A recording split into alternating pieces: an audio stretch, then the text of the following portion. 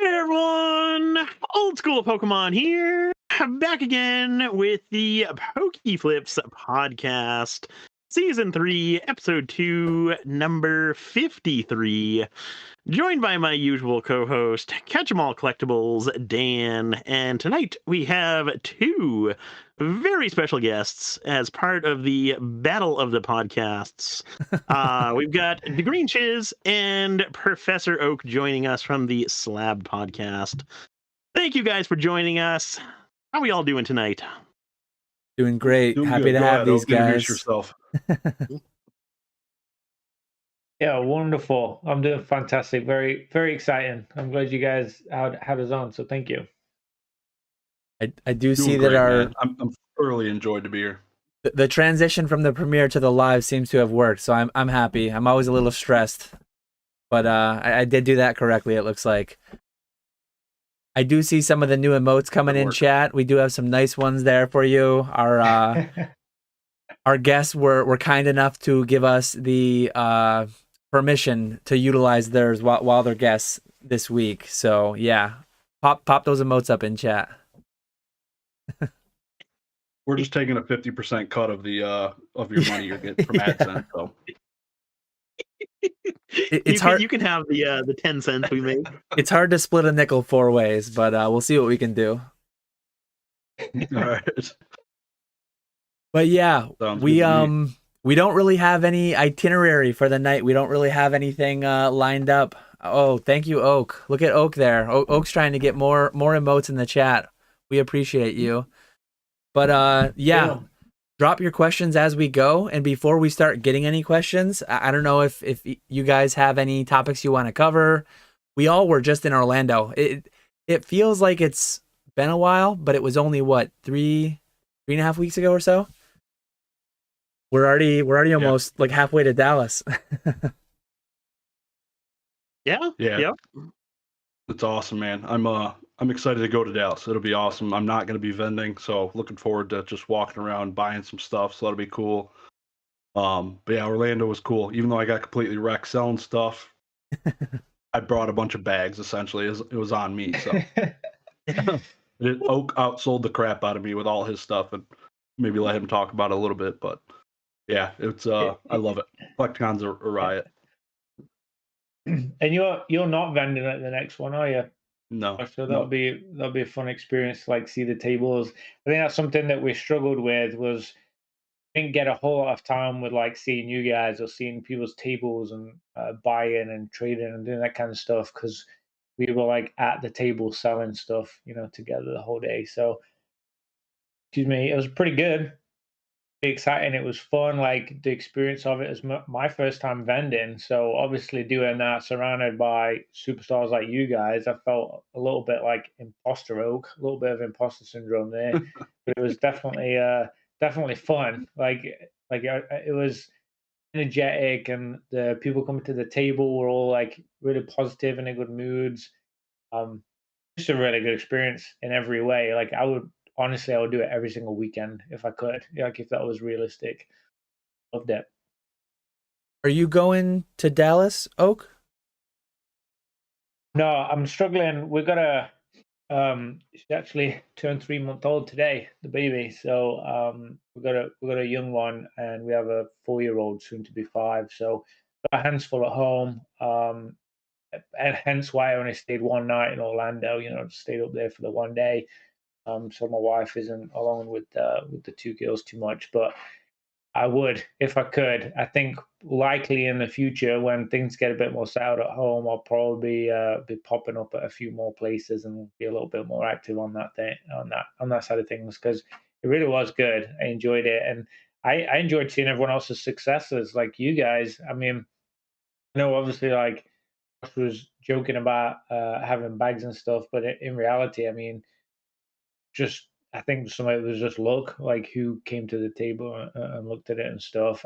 And you guys had some really great sales, so that was cool seeing everybody selling different things, doing different stuff, and people selling plushes and Yu-Gi-Oh and Pokemon. And I had Jake behind me selling Lord of the Rings and like some really interesting stuff. So it was awesome just environment to be in, regardless of sales. Honestly, I know you enjoyed yourself, Josh, right?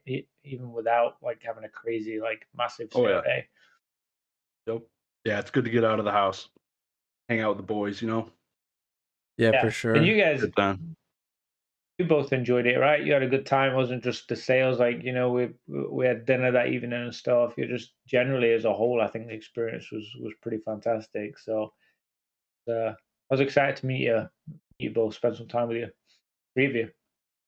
Yeah. I actually thought it was miserable. I hated every minute of it. Oh, No, Nick. I always absolutely love going to collect cons. It's just even though it's a such a busy weekend, I always think of it as a vacation from eBay. It's nice to just kind of not be on the computer all the time, not have to talk to people through email, being able to talk to people in person. It's so much nicer. I absolutely Yeah. love it. Um, I say it every single time, and it's probably never going to happen, but one of these times, I do want to walk around and see all the tables and look at cards and all of that stuff, and just kind of go to one for like a vacation, not have to wake up early to vend and all of that stuff. I think that would be a lot of fun, but at the same time, vending is also an absolute blast. And you're able to make a decent bit of money to pay for the weekend and make a little bit. So we'll see what happens there. But I kind of like how you do it, Josh, where you'll like vend one and then you'll go walk around for one, then you'll vend another one, and so on and so forth. It's good balance. It's definitely you can get tired like walking for 48 straight hours doing all that crap. It's just it wears on you, but there's so much to see. It's crazy. You won't even see it all in those 48 hours. So Yeah, definitely that's recommend cool. it. Yeah, usually I guess it's easy to switch off though when you don't sell anything. Yeah, exactly. my strategy is much. usually, well, this was the first one I had vended both days, but like the last hour and a half of Sunday was the only time that I spent out and about looking at tables. And then I was like finding deals to buy stuff. So I was just running back and forth from the hotel to arrange that. I didn't even end up looking at many tables. But yeah, it's always a blast. And I definitely feel what you're feeling, Oak, with the whole like family situation. It's tough to go, tough to up and leave, but given that it's like my full-time job now, I've got the agreement with the wife that it's like 3 or 4 a year for me, but that's already a lot. Like that's already a lot of travel. That's it's tough to do because it is tough to leave everyone for so long. But I mean, hopefully down the line, if I can get them they're really enjoying Pokemon so far, and if that continues to be a trend, I mean, maybe they'll be coming for the whole thing anyways. We'll see. I did have a quick question for both of you. I mean, obviously, I knew what like me and Josh were selling, like what people were looking at and asking about. But did you guys, because you sell a lot on eBay, and then obviously that was in person at a specific location with specific type of people. Did you notice any correlation between what sells well on your eBay page and what people send offers for, and you get a lot of traction for? Did you see any of that with in person, or was it more like random? Because I felt like it was like pretty random, honestly, in person, more so than eBay. But I was just curious what you guys' experience with that was. I want to jump in with one thing quick before I forget. Thank you, Amplitude, and thank you, Oak, for your multiple gift memberships. Amplitude dropping the 50. I think we have more gift memberships floating out there waiting to be claimed than we have viewers. So I just wanted to remind people, if you're on iPhone, you probably need to go to a computer. If you're on Android or a PC, you click the little gift thing and you enable receiving gifts if you want to get those cool emotes that Amplitude and Oak have gifted. But getting to your question, Oak. You can do it on iPhone. I did it on iPhone. You can. Oh, you can accept it on there. If you click the gift and then click allow, you can do it. Yeah. Okay, I know that joining and then accepting gifts, it seems to be a recurring issue that more Apple users tend to have issues finding it. But maybe it's certain iOS software updates. What I don't know. Just people with iPhones just lacking brain cells. That's the problem. Uh-oh. Oh man, shots fired. Spicy. But Yeah. yeah, I think generally speaking, it's the same super liquid things on eBay are also super liquid at the convention. Like one thing that fly off my shelves are SM210s, the stained glass bird promos and PSA 10. I sold out of the ones I had there. I sell them frequently on eBay. A lot of people asking, do you have evolutions? Do you have Pikachus? Do you have Charizards? Those are like some of the top 3. Do you have Moonbreon? I had people ask me if I had Evolving Skies packs. So it's a lot of the same things, but the main 2 things, I mean, heavy slant towards ultra modern, but then next in line after ultra modern, above all the mid era, above most other things, is like WotC too. I mean, if you've got PSA 9 and 10 WotC cards, those are like hitting most of our age group right in the nostalgia. So those are like the two big sides you want to be on, I guess. At least my experience. What do you think, Nick? What did you see? Yeah, for me it was actually kind of surprising this time around. Normally WotC does really well for me. In Orlando, that wasn't as much the case. I had a decent amount of WotC. I had a decent amount of WotC sales, but for me, Modern was the huge winner of Orlando by far. Modern Slabs did really, really well. Alt arts, I had like 10 alt arts, ranging like a few of the higher end ones and then a few of the lower end ones, and all of those sold almost instantly. Modern packs, I sold an incredible amount of those. I was selling them for really, really cheap, but I sold through. I brought down 3 large flat rate boxes full of modern packs. Each box, I think, I want to say I fit like 300 packs in each box, and I came home with, it was like half of one large flat rate box I brought back home with me. So sold through an absolute ton of modern packs. But yeah, modern was definitely the hottest thing there.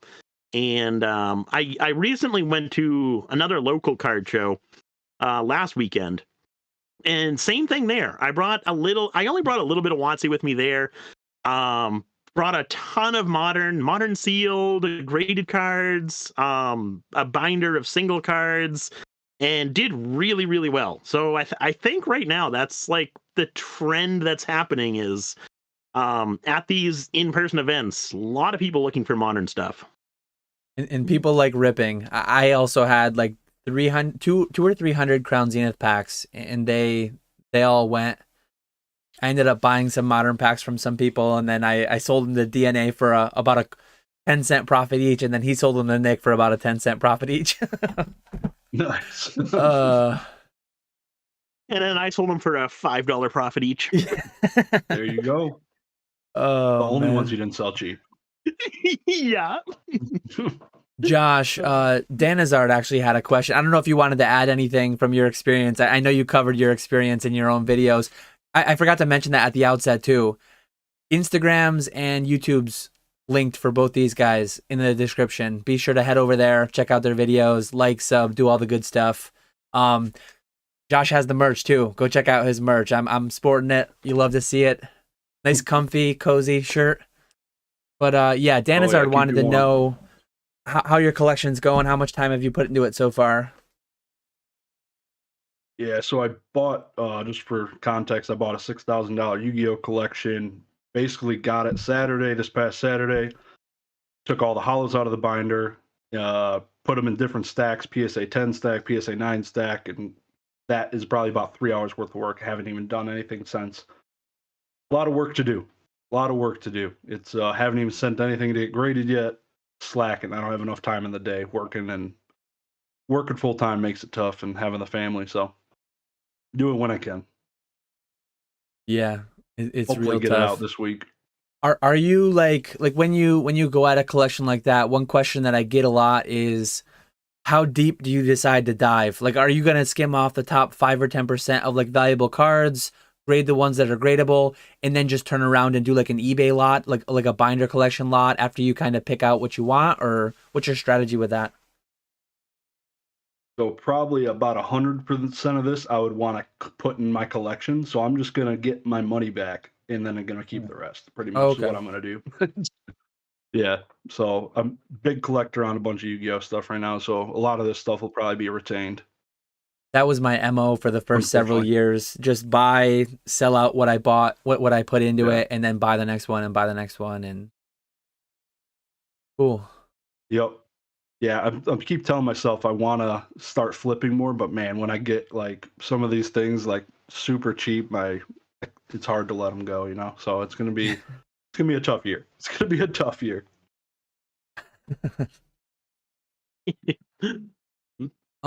Tennis Wolf wanted to know if anyone's going to the Jimeno signing this weekend. I think is that at Charlotte Regionals? Charlotte.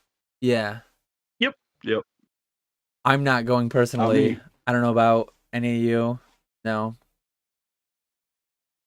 I'm not going now. You guys ever gone to any signings outside of Worlds? Nope. I was at Worlds and I had the opportunity to go get stuff signed by Imakuni. Nick went. I didn't even go. I was hanging out with John, Pokemon Radar, and Gary at the big E4 meetup we had at like a hotel side room they had that we rented, and I didn't even like I think that cost something, but I was ripping packs with Gary and John, and I didn't want to leave that, so I didn't even go get Imakuni when I had the opportunity. I'm just not a signature guy. Yep, feel that 100%. It ain't me. People are out there though. That's for damn sure. They definitely are. They definitely are. Did I tell you guys about the story of last year's Orlando CollectCon when I went to get a signature? Did you hear me tell that story? I heard you mention it in a live, but yeah, that's a funny story. Recap it for those who aren't familiar. That is hilarious. Oh my! I can laugh about it now. Obviously, it was probably yeah, at the time. So yeah, I didn't realize. Essentially, I was all excited when I looked at the CollectCon website. It was my first one. And Dan were going to be there, and, you know, all these other people, and Vanilla Ice was going to be there. You know, I was all amped and ready. Buy all this stuff. Look at all these cool things. I was just excited for the whole experience. Nice day trip out, couple of hours drive, and have a fun day. And I saw that Eric, like the guy who does the voice to Brock, and you know, some of the other people there that did some of the other voices. I think the lady that did Nurse Joy and that kind of stuff was there. And I was like, yeah, I'll take a couple of cards and I'll like get them signed. Obviously, like, you know, I'll get some stuff. I'll get a signature from them. That's awesome. I can't believe they're doing that. This is so cool. And so I went up to get a signature from him, and they like passed me a menu with a pricing thing on it, and it was like signed selfie, like this picture signed this much. And I was like, wait, you have to pay? I didn't realize you had to pay for the signature. I thought it was just like part of like the experience on the day, like with your ticket. It was so naive and like mature of me, but it's my first one, and yeah. So essentially, I was like, oh, okay, I'm gonna have a look around and see like what else before I come back, kind of thing. And yeah, I scarpered and I'll didn't be go back. back, but yeah, I'll be back later, guys. It was I can laugh now, but I felt so dumb. That was such a dumb like rookie thing. So funny. I guess it's a good tip. It's a good tip for anybody who hasn't gone to a Collecticon. If you go to that far wall where everyone's signing, those you do have to pay for those. So just be aware of that going into it. I like to think that I'm not the only person in the world that's ever thought that, but I may be. I don't know. I'm sure you're not the only one. Yeah. No, you probably are. Cheap, you too. probably are. I mean, honestly, like I probably am. Every single person I've told it to has laughed. So it's like, really, it's me. And they were legitimately expensive too. It wasn't like $5-10. Like they were like $50-$60 and stuff to get it signed. So I was like, yeah, like I didn't see the value in it that much at that point. But yeah, People usually love work for signatures, free right? in the UK. I sign stuff for free all the time. I sign energies and stuff. Yeah, I don't know. Yeah, they're making their living. They gotta eat some food at the end of the day. They all gotta eat. I Yeah, thought for like sure. Tom I'm was sure they're doing all right without getting paid for signatures. They're doing a I lot don't better know, the though, Red getting Ranger's paid. looking a little rough, bro. He's looking a little rough. That's true. That's true. Probably does a couple lines after CollectCon. We have a question. That bread. We have a question from Matrix. Are we in the Junk Slab Era? I don't know who wants to take that Oh first. boy, Dan's going off already. No. I'll cover mine quick. No slab is a junk slab as long as you buy it with the right intent. If you buy it with the right intent, if you're not buying it for future stonking price going up, no slab is a junk slab. If you have the money and you're willing to exchange it for that slab, it's all about intent. Where's the real Dan? That is the real Dan. I mean, the other ones like flashier, the other ones, they all can be bags. They all can be jump slabs. If you're buying a pop 50,000 thinking it's going to go 10, 20x, 30x over the next 20 years. But I don't think many people are. I think most people aren't, to be honest. It's always hard to tell intent. I just think there's so much volume slabs being made and sold. There can't be that many that people are buying in the hopes of making money. Like there's got to be a lot of them that people are buying because they love them and they think they're cool and they want to collect them. It's their favorite Pokemon.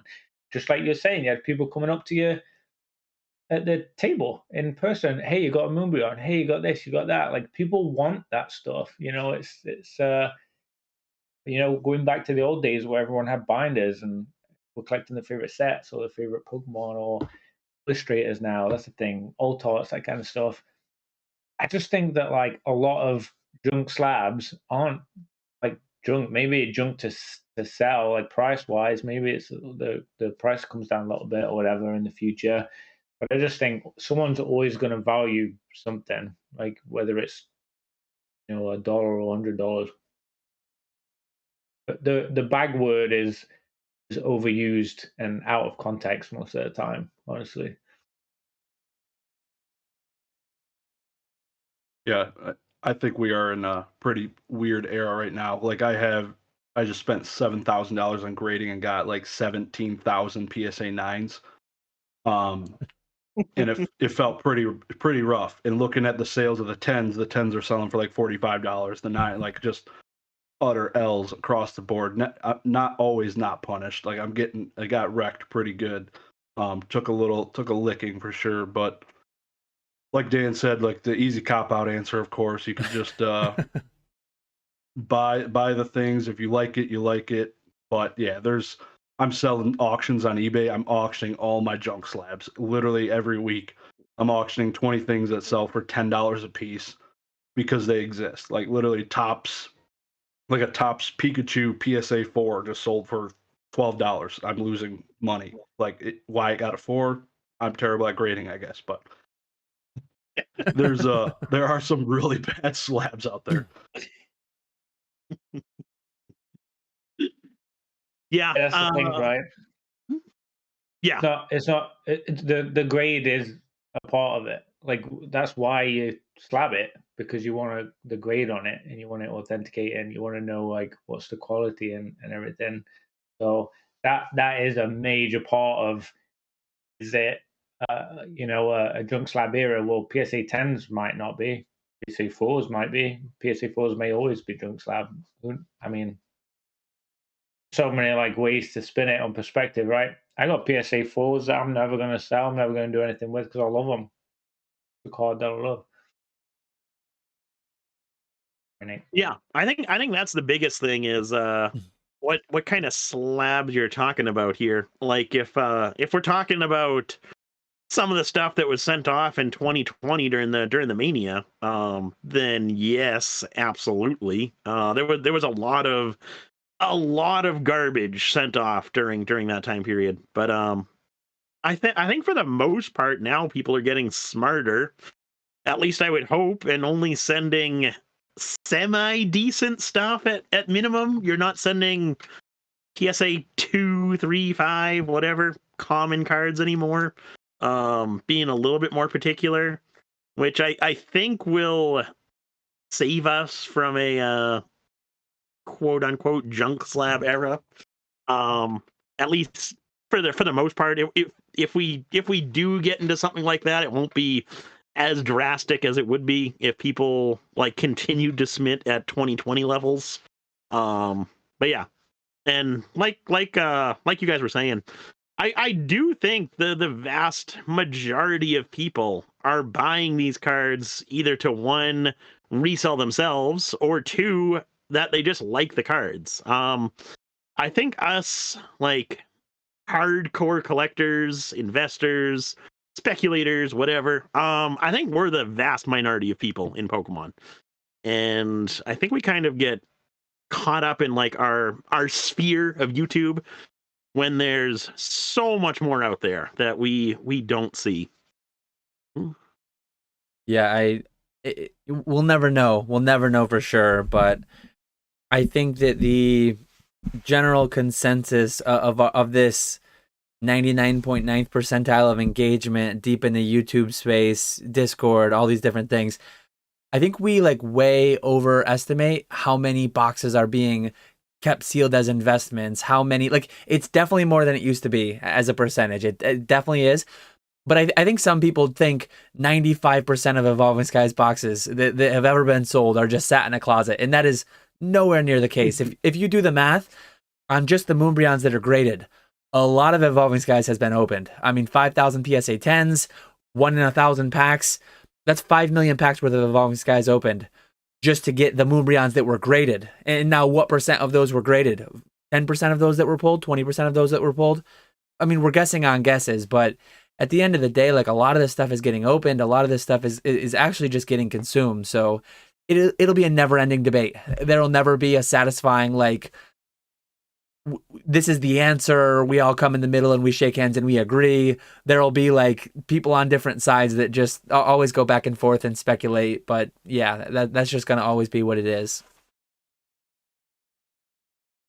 In terms of going back directly to like the Junk Slab era, like I just consigned Z&G just sold I sent like half a dozen Pikachus to them. I was chatting with them about it at Collecticon, and I sent them a few. They just closed on Sunday. One of the cards I bought and consigned with them, putting it in a slab, made me 2,800% profit. One card. Like, are we in a Junk Slab era? If we're making almost 3,000% profit gains on a card, maybe not. I don't know. Like, a specific card, obviously, but there's definitely, you guys know, you're selling at a profit still. Like, if it's Junk Slab, which one's a Junk Slab? Like, even the junk stuff selling. Rarest said he sold a PSA 4. It's still selling, even the Junk Slab stuff. So I don't know. I think I'm a little more like optimistic and opportunistic about it than maybe some others, but just wanted to address that.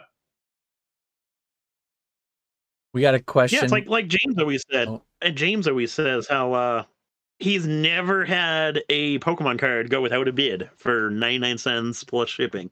So far. Yeah. Oh. That's yeah. I think that'll change eventually, but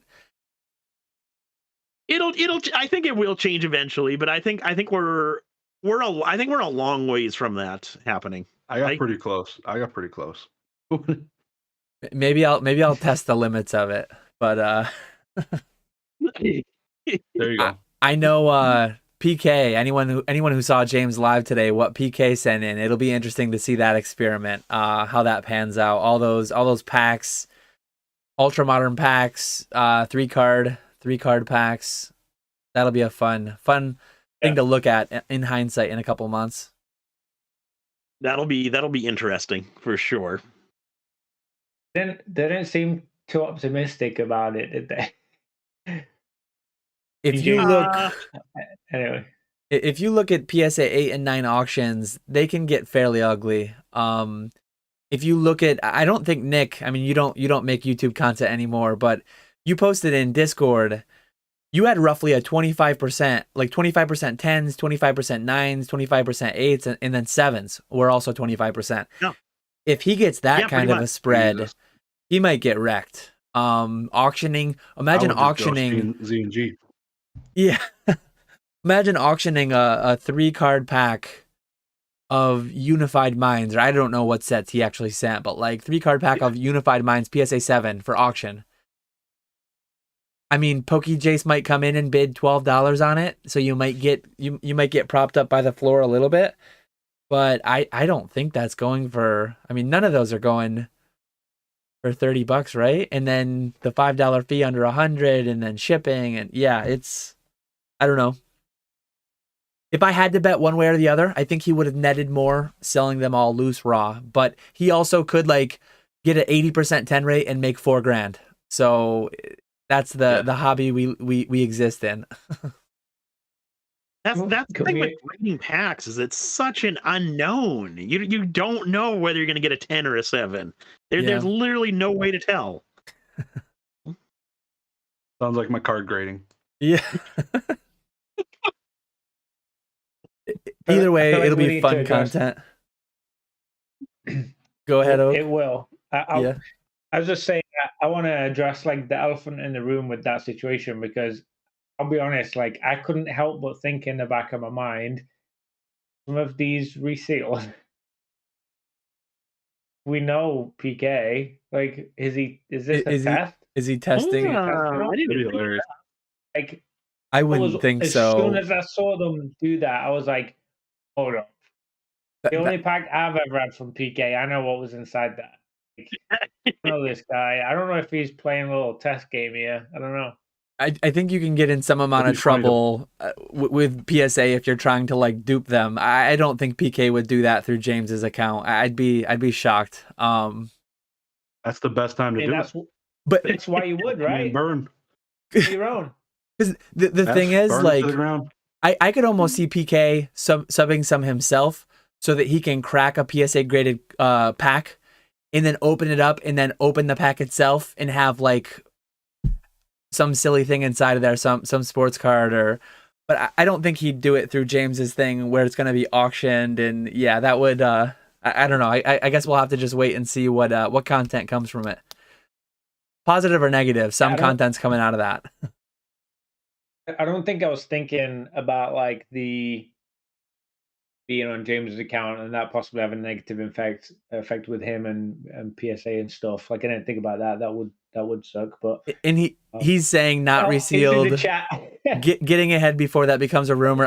I would not expect PK to do that to James through James's account. That would really be pushing the envelope, I think. Yeah, I was thinking of it more like the fun side of stuff. Of like, is it like a fun like? Is it slipped one in there that'd be like fun to see if it get through? But yeah, that would suck. Now that you mentioned that part of it, like that'd be gross. Yeah. We did have a question. What were you gonna say, Josh? No, I was gonna say I'd at least try resealing the first at base pack. I wouldn't waste it on an Evolving Skies pack. or a 3-pack Unified Minds. Yeah. Oh yeah, not worth it. We did have a question from B Purple Poker, looking specifically $500 to $3,000 slabs from Call, Legends, and previous. Are you bullish or bearish on the investability in a 3 to 5 year period? Some examples are PSA 10 EX cards, PSA 10 WotC Unlimited Hollows, first edition base set mid-grade Shinings, Gold Stars, Crystals. I don't know if you want to start, Nick, and then go the other way around, just so I don't take every question first. It depends. There's certain cards in there that I would say bullish. Like PSA 10 Unlimited WotC Hollows. I will never say that I'm bullish on Unlimited Hollows. I know there's people who go absolutely crazy for those because they're low pop. They're tough to get in 10, some of them, but it has the word unlimited in there. There's so many of those cards out there. I just don't get the cost of unlimited hollows. And then when you get into like EX era, I would say I'm more confident in that stuff too, because its popularity on that stuff is increasing. Supply of that stuff is low. So yeah, I think EX era right now, like high grades, 9s, 10s, does have a decent opportunity. Who knows what'll happen? And then first edition base, I think, is starting to see an uptick, at least sales volume wise. Starting to see a lot more sales, some bigger pricing on that stuff. So we are starting to see that type of stuff increase a little bit. Yeah, it just depends on exactly what you're talking about, I would say. Another thing I would add is like with the Shinings, I've always liked Shinings. Personally, myself, especially the Neo Rev Gyarados, Magikarp, those types of ones. Really liked those ones. But Shinings, like I recently had a consignment with some Neo Destiny Shinings, all 9s and 10s. I thought they would sell really, really quickly because we priced them well. But they actually took a decent amount of time to sell. And that's been the case with like the past few Shinings that I've had. They do sell relatively quickly, but it's not like having a Gold Star or a Crystal or something like that. Those cards sell almost immediately. The Shinings seem to take me a little bit longer to sell. Just some random thoughts there. How about you guys? I don't know who's next. What do you think, Josh? Oh, you're next, Josh. You're All right. Buckle up. No. So PSA 10 investability, that's what we're talking, right? So investability, I'd say 5+ years. You're not looking, I wouldn't be thinking less than that if I'm investing into something. I think, of course, those types of cards, PSA 10 type cards, will find their ways into collectors' hands. They're a little bit lower population than the modern stuff, so they'll just creep up over time. So give it 5-10 years, the price will slowly creep up, not even considering there being another boom ever happening again.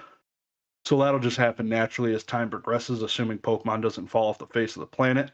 Probably won't happen, but I feel confident in saying that. But I'd rather almost, if I know I'm going to invest into something, I'd rather almost put it into something like some type of market or fund or something where I could liquefy it instantaneously. It just feels a little bit better. Like I like collecting and having things. Like I have PSA 10 cards, but they're not investments. They're collection items, and I like having them, and I don't plan to liquefy them. But if I'm investing and wanting to see my money gain and can liquefy it as fast as I can, it'd probably be in some type of market, Roth IRA, something more like that if I'm trying to invest. But it's more gambling. I feel like if you're buying a bunch of PSA 10 WotC cards, buckle up. You're gonna be riding a wave here in the next few years. It's gonna be interesting. Think Popcorn Oak. I think prices are outrageous still. A lot of cards. I think you look back at history that from a few years back, what some of the prices were at, like pre-boom or whatever, and there's stuff selling for $20-$25 and stuff. Barely even like after grading. Can't help but feel like we're going to drift a little closer to that for like the majority of cards. I do think it's going to do both. I think the disparity is going to be bigger. Like I would think most are going to be worth less. The few rarer, nicer cards that are maybe a bit more desirable are going to be worth more. I think that there's going to be a bigger gap between them because of sheer volume and people losing interest that aren't super invested in it and that lower stuff. And then the stuff that is a little bit more expensive, people need to add it to their collection.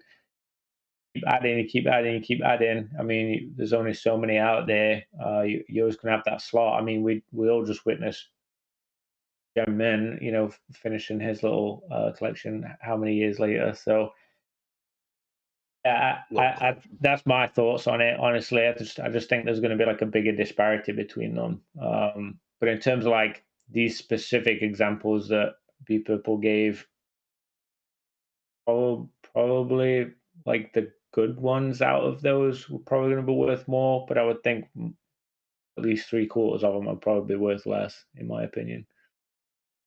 Yeah, I think them.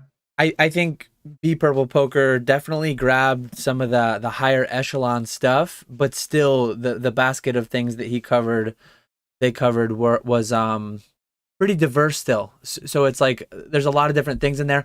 I'm sure some of those will probably go up in the next 3 to 5 years. Some will probably go down.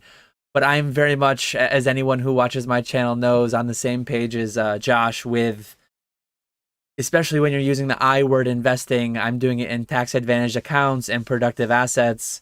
I'm not going to elaborate much further because everyone knows, I think. I've talked about it so much here. But there was a good question, too. There was a couple good questions that correlated with this. Let me see if I can find them to grab them.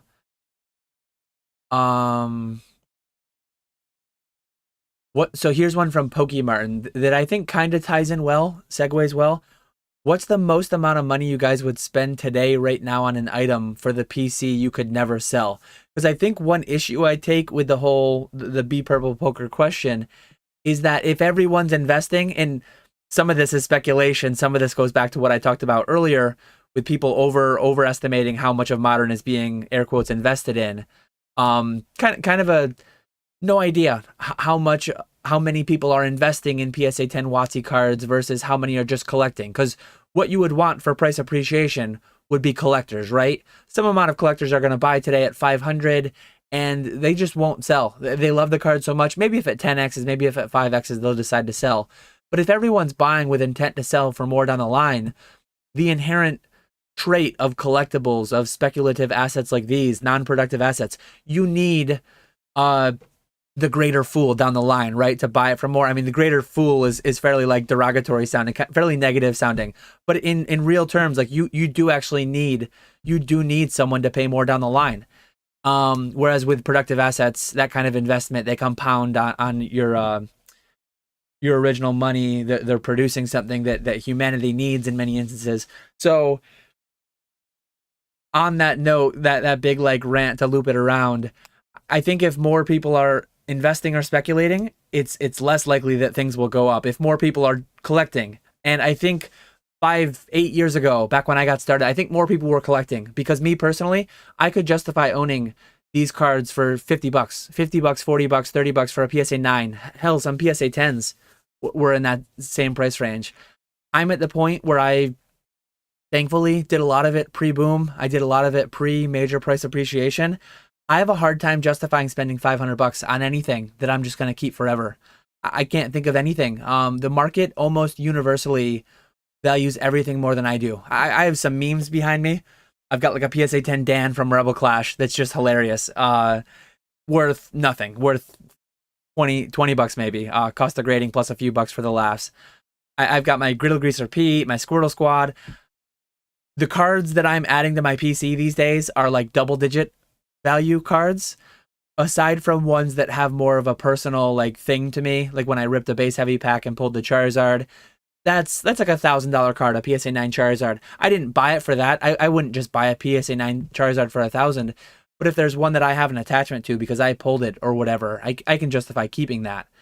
But yeah, me personally, like if I just have to go onto eBay, what's the most you'd spend on any card that you're never gonna sell? Honestly, $50 maybe. There's really just nothing out there I'm buying to add to the PC. That's just where I'm at in my journey right now. Maybe a little bit more if I'm going to be the one grading it. If I can buy a card for a couple hundred and then grade it and get it to be worth $400 or $500, $1,000 if I hit the 10, yeah, maybe. But what about you, Oak?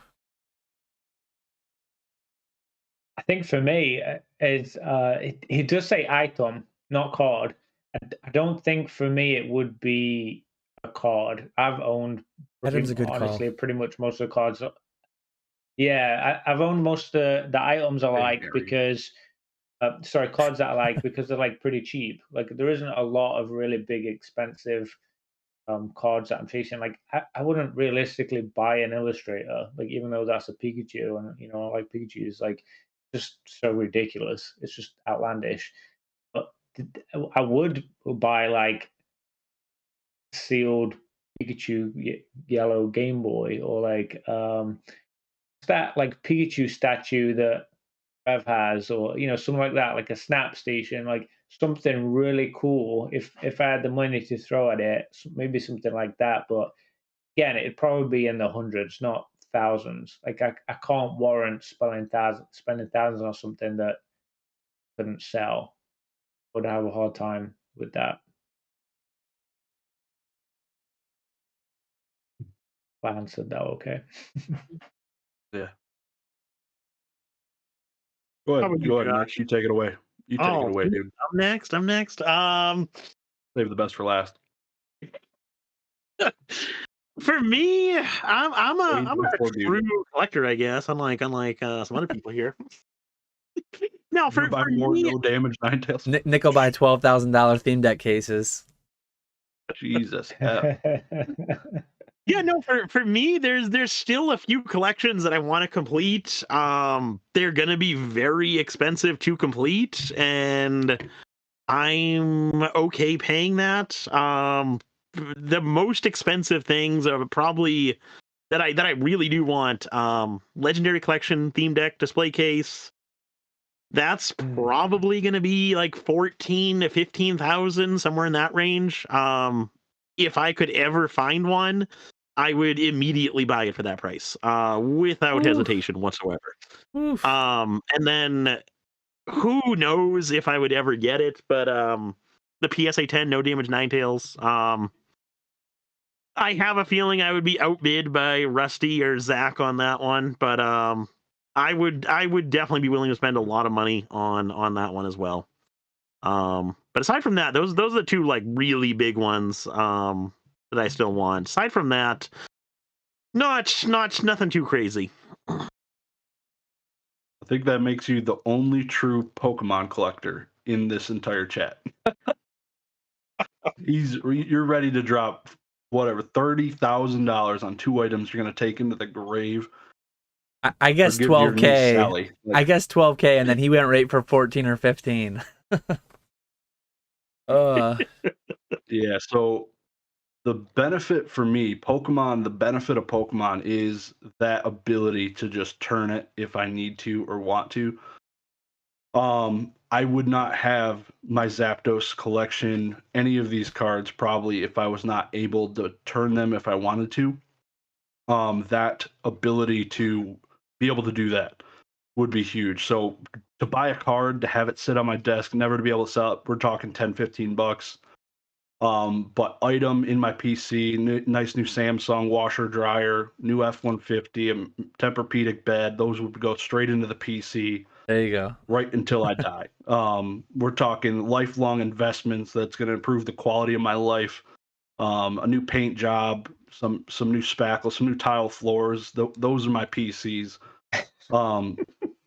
That's where I want to put my money for sure. But if I I would never buy, I would love the Zapdos TMB phone card. It's like whatever, PSA 10, $15,000 card. I would love to have it. Never in my effing life would I ever touch that thing with a 1,000-foot pole if I knew I could, if I just burned the money into thin air and knew I could never sell it. I'm not that big of a Pokemon fanboy. I'm sorry if I'm killing your guys' hearts.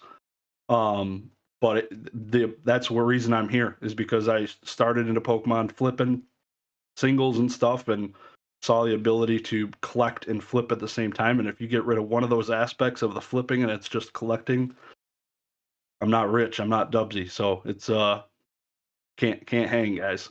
This is PokeFlipz, not Poke Collectors. Yeah, Nick, what the F you doing, bro? Did you see that comment? Yeah. Yeah, PokeFresh, Poke Collectors Podcast. Let's get it. But yeah, these canvases behind me, I don't think Pokemon Center's ever gonna reach out, but that's like in my wheelhouse. Like $40 for a nice, cool piece of art that I can put behind me, I can see every day. I'm all about the double digit price point. It's the Sitting Cuties fall rate in my wheelhouse. Things like that are what I'm going to be adding to my PC. Other than that, it's not going to be too much 2.5 inch by 3.5 inch cardboard these days. Yep. I think it segued more from the last question, honestly, but I did want to do this one because I think I have just like a quick thing for it, but it's a common thing.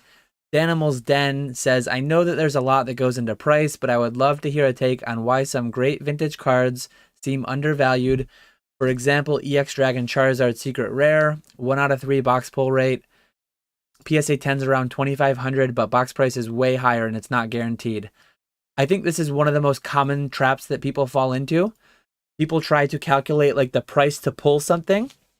And the main thing that just completely disregards is that a ton of the product has already been opened and there are mass amounts printed. So like if you look at Moonbryon, I just did a video. I think Rattle has an ongoing live stream saga where I think he was live earlier. I don't know if he pulled it or not, but the cost to pull a Moonbryon is 1,000 Evolving Skies packs times $7 a pack or whatever they go for now, $8 a pack. That doesn't mean Moonbryon should be worth $8,000 because tens of thousands, if not 100,000, have already been pulled, right? So you do need to account for the fact that tens of thousands or 100,000 of that EX Dragon Charizard Secret Rares have already been pulled. And then the other side of it too is like, say that you want to just go by cost to pull. You might be thinking the card is undervalued, but maybe it's the box that's overvalued. And I'm not saying that's the case for either of these things, but you just really need to be careful because when you try to calculate the cost to pull, you're just discounting the fact that mass amounts of these have already been pulled and already exist raw out there in the wild. So that is the main thing I'd caution you against. But there is some amount of... The main thing that you should take away when you look at Moonbryon, and this is not to show Moonbryon because I do own one now, but if you look at Moonbryon and you see that, like, I need to have this card, it's beautiful, I love it, look at the math. Rattle's gone 3,000 packs dry. 1,000 packs is the expected, but if you do the math, I know a guy who has a nice, cool video on the math behind Moonbryon.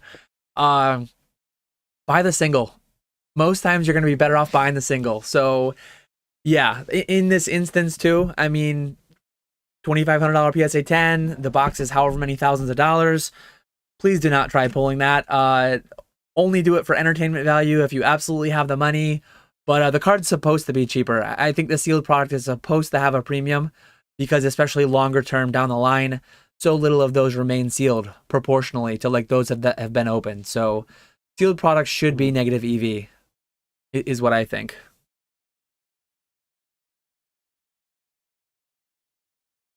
Yeah, I agree with that.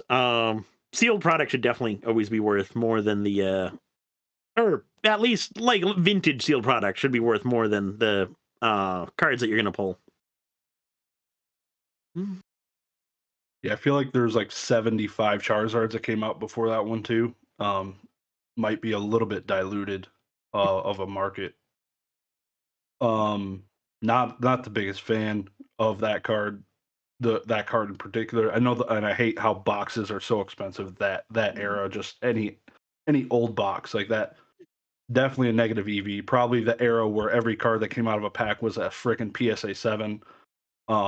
It's terrible. So I do think the card might be a little undervalued in that sense, but I don't know. It's not a fan. Not a fan of Charizard. Not a fan of the old boxes being expensive. It's all sketchy to me. I mean, personally, I don't think how much limelight and how many people have been in the hobby this past couple of years with it going crazy. I honestly don't think anything is undervalued. I don't think there's a single card undervalued right now because everybody knows stuff exists and there's data readily available. There's millions of people talking on Discords and YouTubes every day about all this stuff. If that card was undervalued, here's the thing: like with fun stuff like this, something is valued whatever people are willing to pay for it. If it's selling for X amount of dollars, that's what people are willing to pay. And it's that simple, right? So it's not undervalued if it's valued exactly where people think it should be. Yeah, I mean, Simple it's for me. literally I, the I'm market price is the equilibrium of supply and demand, right? For any given card on any given day. So right.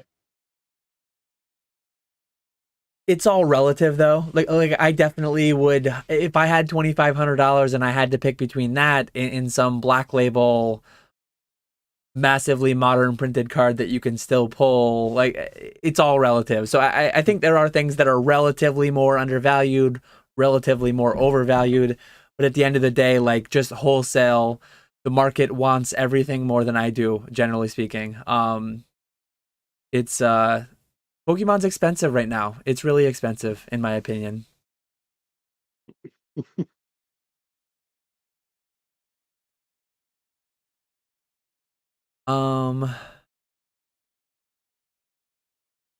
Shug Nasty wants to know, do you guys think that PSA will ever go to $10 to $12 price point for bulk submissions again?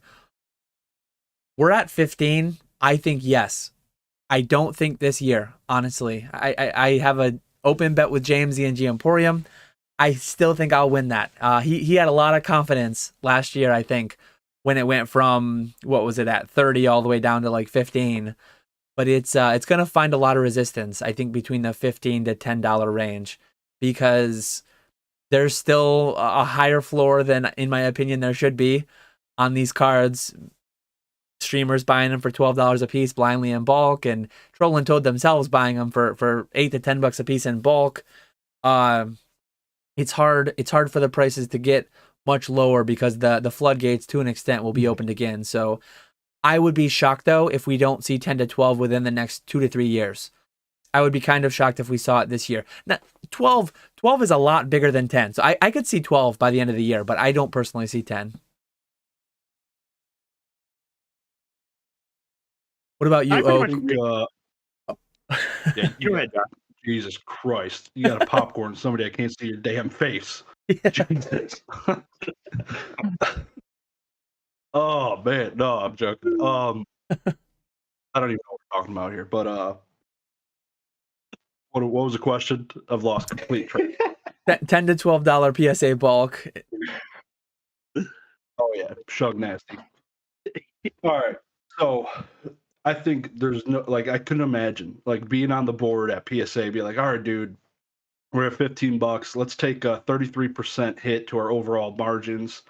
Drop this bad boy down to $10. We'll double our workload. We could double our workload to get our money back if we want to do it. They're gonna ride this $15 as long as they can. Like, it sounds like a huge like SGC is still like $25 a effing card. That's SGC. You can get it down to like 20 if you send 50 cards. CGC is like 13 and change with like the $250 membership. But $15, I like how many people they're employing. These people, it's going to be insane to see it drop down to 10, because literally you're cutting your profit margins by that much, unless you're just doing that much more slabs, and that itself sounds effing terrible. So it's going to be really interesting to see if they can drop their pants that far again, but we'll see. Doubt it. They better goddamn do it, because Nat Turner said he was going to do it. He said, I remember listening to it, whether it was a year or two ago, it was a while back. He said he was going to bring it down to the original pricing. They wanted to get back to $10. I distinctly remember that podcast or video, whatever it was. I remember that sentence, him saying it. And I honestly, I would not be surprised if it was $12 by summer, if not 10. I think potentially, even if that means collectors specials or whatever, like the BS they're doing right now, I am trusting that he is going to stick to his word and his goal of getting it back down there for collectors.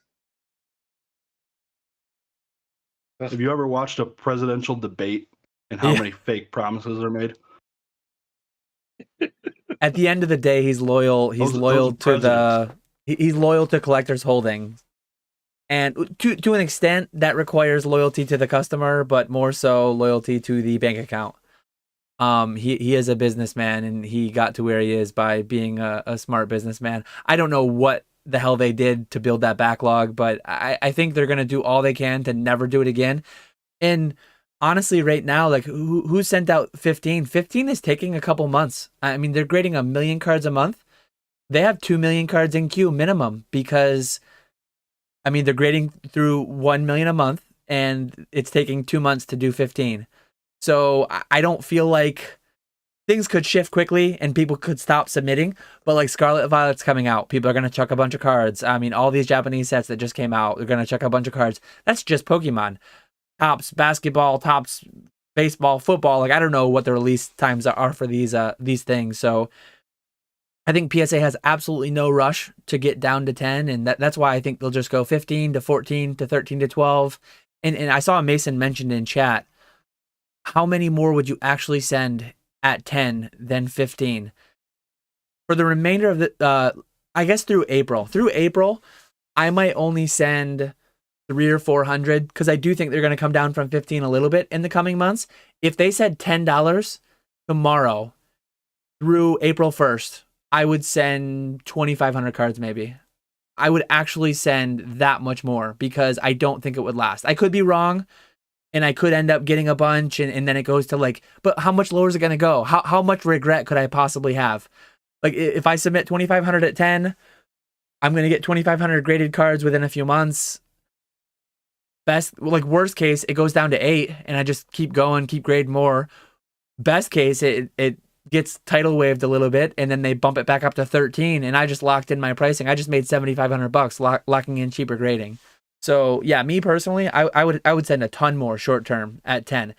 Long term though, if they go to 10 tomorrow and I send out my 2,500 and they stay for the remainder of the year, I would probably only grade a little bit more at 10. Long term equilibrium than I am today at 15. So kind of like a dual answer depending on time frames, but that's where I'm at personally. Where are you guys on that? Mason's question. Hang on, Dan. Let's stick on that just for 1 second, because you were just talking about Nat Turner being like, forget the phrase it used, but like back in the collector's universe, the business side of stuff, and more so than like us, right, sending cards in. But then he said if he does do it to $10, you'd send 2,500 cards, which would bring them more business and more profit. No. Like, he's getting those cards either way. I have 2,500 cards that I'm grading by the end of the year. Yeah, absolutely. Like me personally, I'm going to grade like 4,000 to 5,000 cards by the end of the year. If he gives me 10 tomorrow, more than half of them are going out up front loaded, because I think it won't last. I think they'll be tidal waved. If they get more than 1 million cards a month, they build a backlog. So me personally, I would front load it, but long term by the end of the year, like big thing for me, and Josh kind of touched on it a little bit, they have a cost of grading. We have no idea what that is. Their cost of grading when they were doing the 750 special couldn't have been more than 5. Like they must have been grading cards, putting cards in plastic for less than 5, given that they were charging 750. Realistically, probably closer to 4, because when they were giving us 750, they were getting group submitters 5 to 6, depending on the size probably. So at the end of the day, like if they're charging 15 and their cost is, say all the inflation, all raw materials, whatever, say their new cost is 750. If they drop their price 33% from 15 to 10 and their cost is 750, they slash their profit margin from 750 on 750 to only 250 on 750. So they slash their profit margin 67% by dropping their, basically, they drop their price 33%, they would slash their margin by 67%. Like, I just don't see them rushing to do that, especially when $15 bulk is still taking 2 months to turn around. It's not like they're doing what CGC is doing. CGC right now is turning around bulk in like a week or two. PSA is still taking a couple months. So I just don't see, there's no data, there's nothing that I see that would tell me that they're going to go to 10 this year anytime like too soon. But again, I could be wrong. They did crazy things in 2020. They allowed a massive backlog to build. It wouldn't like, it would be shocking, but it wouldn't be like unprecedented for them to just open $10 on April 1st or something. I'm with Oak. I believe what Nat Turner said way back when where he wants to get back to those lower pricing because there's gonna come a time where these $15, even at this $15 rate, people aren't sending as many cards. Right now, there's cards that I won't send at 15, but I will send at 10 to 12. There's a lot of cards in that range that I'm holding for that price point. And it just like it doesn't make sense for me to send at 15 because when we get down to that 10 to $12, that covers shipping right there. So then I can start selling those $19.99, $24.99 cards. Where right now I really can't do that.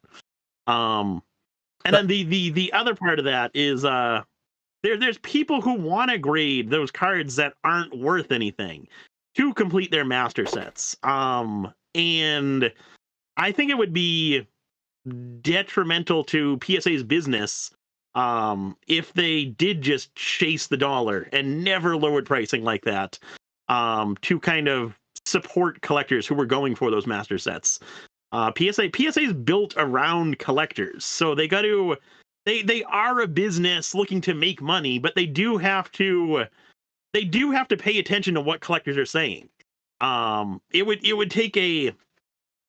would take a lot for PSA to kind of lose the top spot of grading, but it could happen if PSA started to kind of screw up and not care about collectors. Say we're never dropping our pricing. We don't care about you guys.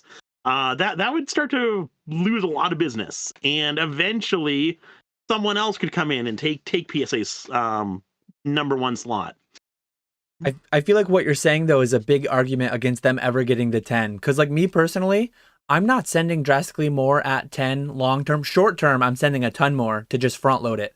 Long term though, I'm sending maybe 10% more at 10 over 15 because it does open up certain things. But if you're saying you're going to send like double, triple, you didn't put a number to it. I don't know what number you'd actually think.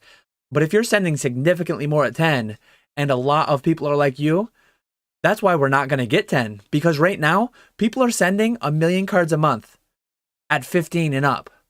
So like, how are we going to, I don't believe that they're going to scale to 20 million. I kind of hope they don't, because that's another thing Nat said. He said 20 million a year at $10 a card.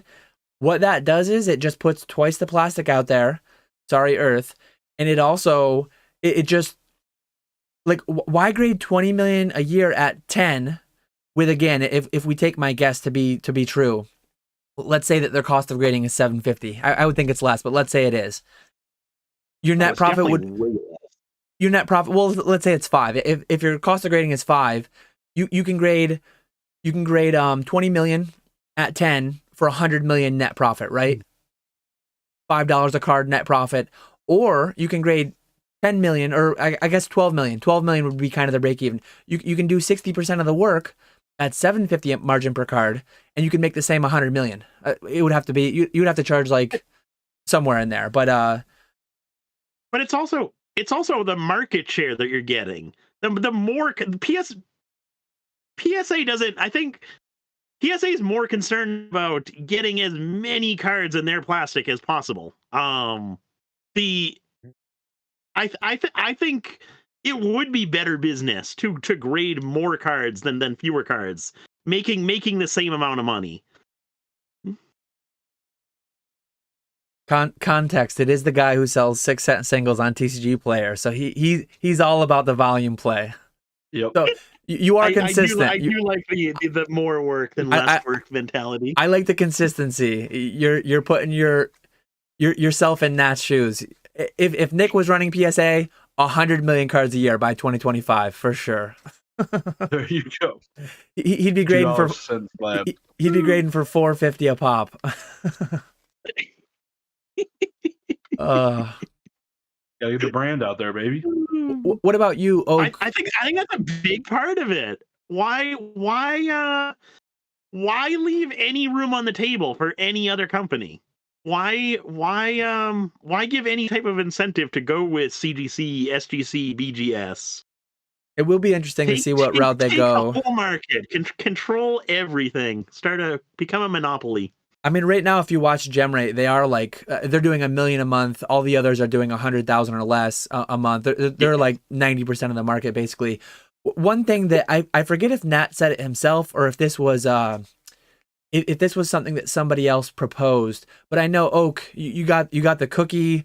You're a big part of the registry.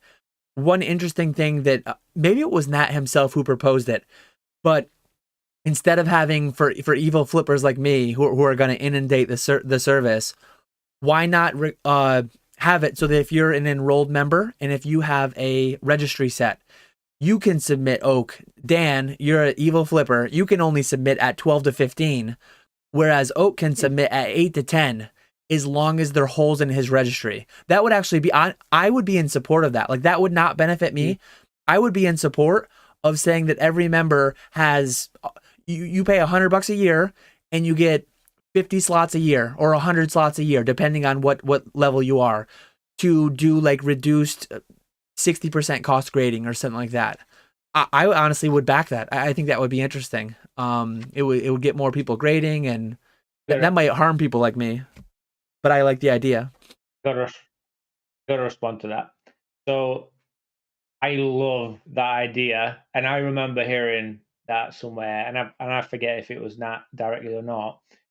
My work background, I deal with nefarious people every day at work, and I can tell you where there's money, there's crime and fraud, and at the moment, there's not any money associated with the registry as such. Like, there's no financial gain of being in there, being involved, using it. It's more of like inventory and price tracking for your own like satisfaction, really. You can just take any cert number and add it to your registry. Like, I could just go on eBay and have a cert number and throw it on my registry right now.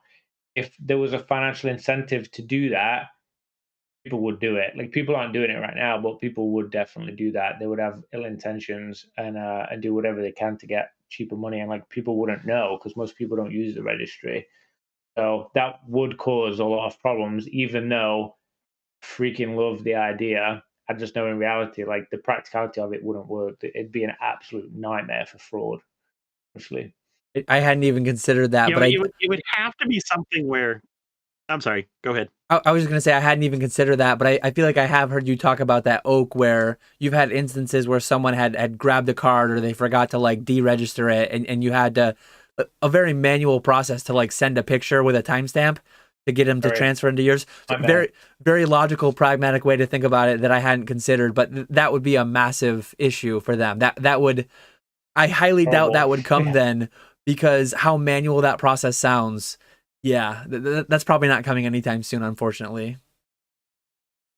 Yeah, it would have to be something where you had to have the registry, or you had to have the set registry set up before PSA announced that. Because if PSA announces that, there's going to be so many people who start just random set registries. Yeah, and that would turn into an absolute nightmare.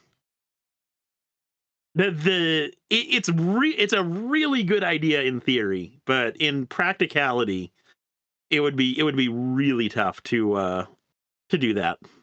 Yeah. Yeah, it sucks. It's a great idea.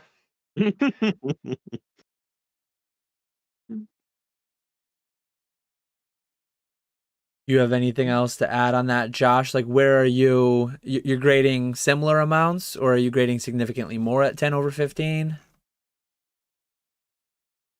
Yeah, I touched on it a little bit earlier, but no. So basically, it's no difference for me.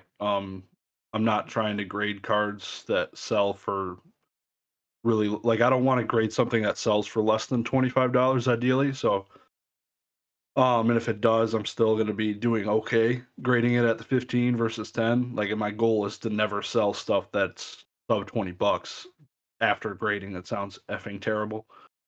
But here I am doing it week after week with a bunch of crap that I got wrecked on. So it happens. And but yeah, it's similar as you. Like, I got a stack of cards I want to grade. It's gonna be attrition, slowly burning through them. If it goes to 10 out of nowhere, it'll probably just be a random thing. Like, it'll be it'll be for the national. They're probably going to have some version of a special, I'm sure, for the national that will drop it to $12 maybe this year. Might be time to full send a bunch of things at that point. It's not going to be a permanent thing. So yeah, it'll just be a slow burn and turn, really. Yeah. You know what they could do, which I haven't heard anywhere, but it was rattling around in my head.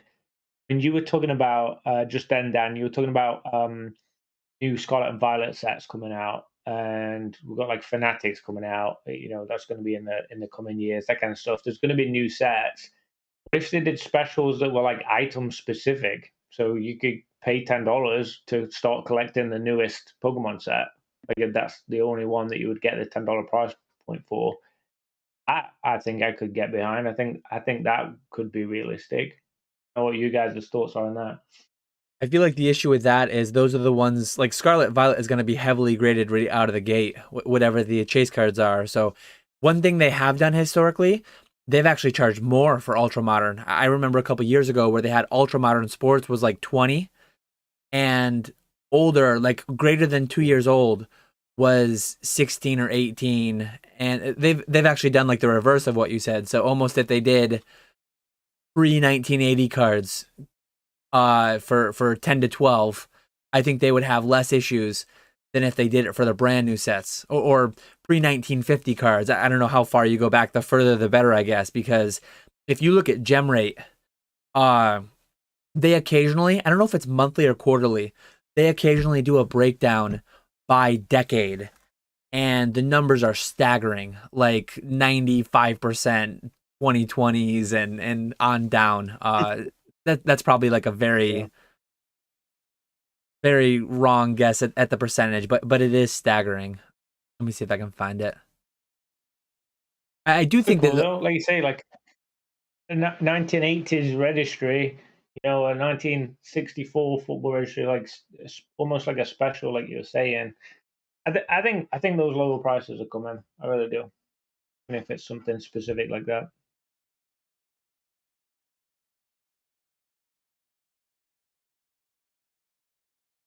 Yeah, I remember seeing the like you were saying, Dan, that super modern sports was higher than like a few years ago, and that does make sense because people want to grade the newest stuff, and the newest stuff is going to be worth more than like by the time Scarlet and Violet comes out, those cards are going to be worth more than cards from even like Crown Zenith that had just come out a few months prior.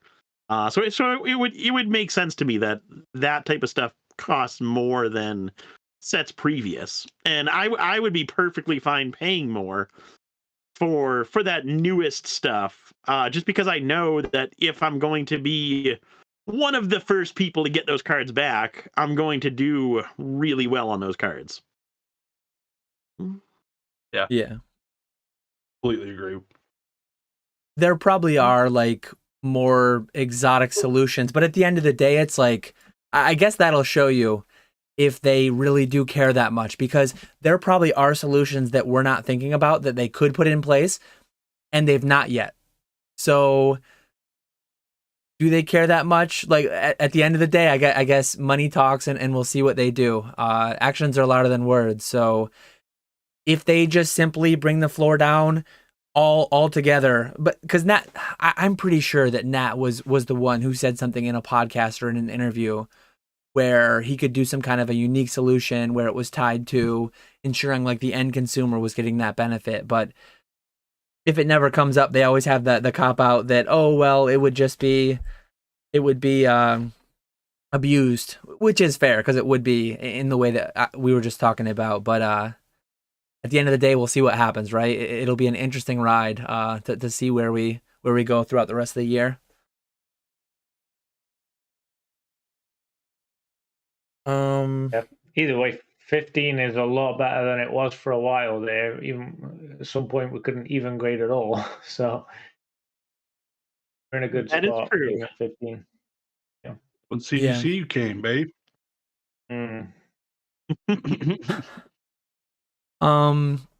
PokeFresh says, question: if the market tanked and cards were pennies on the dollar compared to current, who would stay and who would leave because there's no money left to be made. Rusty's been full-time for over a decade. He's been full-time since well before the multiple booms we've gone through. And I genuinely think that at the end of the day, it all comes down to how much you really love it and how much you need to make. Because I could see the market going down 90%, and I could see tons of people leaving. And I could see me still doing it full time because the market, though, you take 90% off the top of Pokemon, and I'm not talking like dollars of every individual item. I'm just talking size of the market, like individual people inside of it. That's still a huge market. There's a lot of room. I mean, instead of printing 10 billion cards a year, you could print 1 billion cards a year. That's a lot. That's a big market. So I genuinely think that I could and would continue to participate. I would be less lucrative for sure. When I quit my job to go full time, I thought that each subsequent year would be less lucrative because I kind of knew writing on the wall the 2020 bubble was bursting and it was going to continue to. But yeah, so I thought it was gonna fall, and I quit my job in spite of knowing that, and it did fall in a lot of ways, but then it's still booming in other ways. So I intend to be here at least for the next several years. You never know what life's going to throw at you, but a lot of people would leave. And I couldn't fault people either. Like the truest of the true collectors will stay, and all the dirty flippers. I'm a dirty flipper, and I'm going to stay. So it's all going to come down to, individuals and what they want to do. But what about you guys? What do you think? I think it depends on... My God, Josh. This mother, I swear to God, I'm going to beat the shit out of you. You can go. Go ahead. Take your turn. I know you're really excited to talk about selling pennies for cards, but yeah, it's already what you do. So take a seat, relax. Nick will be the master of that. Yeah. You need to really think about this answer you're going to give us, Nick, because you're doing this shit already. All right, focus. So for me, this is perfect because I'm not investing into Pokemon because the cards are pennies. I can buy whatever I want. I can buy all the Zapdos cards I want. Perfect. I would be in it in the sense of now I'll collect them because they're pennies on the dollar, sure, but I won't be probably making much YouTube content, making sales. Obviously, it's not going to be a thing. I'm not going to be doing old school Pokemon grinding out those pennies, or apparently Dan, because Dan's going to be grinding out those pennies. He's already selling MetaZoo. So, yeah, so I'm just going to keep doing what I'm doing. I'd just be collecting and chilling, basically. It'd be perfect. I was going to say, popcorn old school. You guys are absolutely full of it. I would be long gone. I remember I either started or I was like one of the active members in a thread on E4 years back, talking about who would be in Pokemon if it weren't for the money. If Pokemon goes the way of some dead TCG back in the 90s, like Beanie Babies, who would stay in Pokemon? I can't see many people at all staying in Pokemon. I think people aren't here exclusively for the money, but the money definitely helps because it adds a layer of rarity. If you could buy an illustrator for $5-10, who would want to do that? There's literally no chase to anything. What's the fun in collecting these cards at that point? That's obviously taking things to the... You're taking it way to the extreme, though. Like, there's so much room for it to fall 50 or 90% and still be massive. Because, like, if it falls 90% from today, it's still bigger than it was in 2014 when I got back in, I think. And I did well in 2014. I mean, as like a side hustle thing. Yeah, but that's the thing. Like, if we're talking, like, if we go back to 2012, 2014 pricing, that would be a massive crash. But there's still decent value, and there would still be, I think there would still be opportunity for businesses, like you said, Rusty. he was around then doing this full time. So if we're talking that type of crash, then yeah, absolutely, I would continue doing the same type of stuff that I am. But if it's like a detrimental crash, I would be hopping on board that exit train. Then why would you buy $15,000 Legendary Collection theme deck display to go to the grave with it? I don't Nick, get it. you're nuts. It's completely contradicting it. Yeah. I gotta complete that collection. He only wants it if it's 12K, but not if it's $100. Got it. That's exactly what the message I just buy received. high, sell low. Yeah. Well, no, because like when that thing is so expensive, there's people in the hobby. If everything crashes and goes to zero, there is nobody in the hobby. There's maybe like 5 people in the hobby at that point. What's the fun in that? We always say how like the best part of the hobby is the people and going to all these in-person events and hanging out with everyone and all of that stuff. If Pokemon goes to zero, there are no events. There are no people to talk to. You're in your room collecting these things alone, which that just takes all the fun away. Here to flex. Got it. Oh, I think I have a bit of a weird take on it compared to you guys. I was thinking it would make things a little bit more extreme. Like you just mentioned a perfect card of like if the market tanked, the illustrator doesn't mean it's not rare. I mean, if I had an illustrator that I spent all that money on and now it's worth $3, I'm not going to sell it. It's going to be harder to get a hold of some of those cards, I would think. People are going to be less likely to sell it because they're just going to throw it in a cupboard or whatever. It's going to be worthless. Not that many people are going to sell stuff that like completely tanked. Like they're going to wait and hope that it goes back up again in the future. So if it tanks right now, prices tank, I would buy as much stuff as fast as possible because I honestly think some of the rarer stuff would be even rarer than easier to obtain price wise. At the moment, some of that stuff's hard to obtain price wise, but it would be hard to obtain because of like just not coming up for sale. I don't know. Maybe I'm crazy, but I would panic buy. Like honestly, if they like crashed, I would buy as much as I could as fast as possible. I like the question. PokeFresh actually has another one I can toss up there. A little bit wordy, but basically the TLDR is with how much grading is going on, is there ever a chance that slabs will be more common than raw cards? I think this is where this question kind of demonstrates how deep we are into this and how far removed we are from the average consumer. Me personally, if I had to guess, I think there's at least 100,000 Moonbreons printed. I've heard some insane numbers. I've heard some people speculate that half of all Moonbreons ever made were graded. I've heard people speculate with 5,000 PSA 10s that less than 10,000 were printed. I think people in this space, people this deep, think that everyone is grading. I went to Collecticon. I sold a lot of people their first graded card ever. And I know like so many cards, what percentage, what proportion, we have no idea. But so many cards are sold to moms and dads and grandmas and grandpas buying their cards, their kids or grandkids cards at like Walmart, at Target, at places like this. I don't think 90% of people are still grading at this point. More of them every year, every whatnot sale that goes on, every mystery box that gets sold, more and more own them for sure. But I think the penetration of graded cards into the market as a percent is very, very low.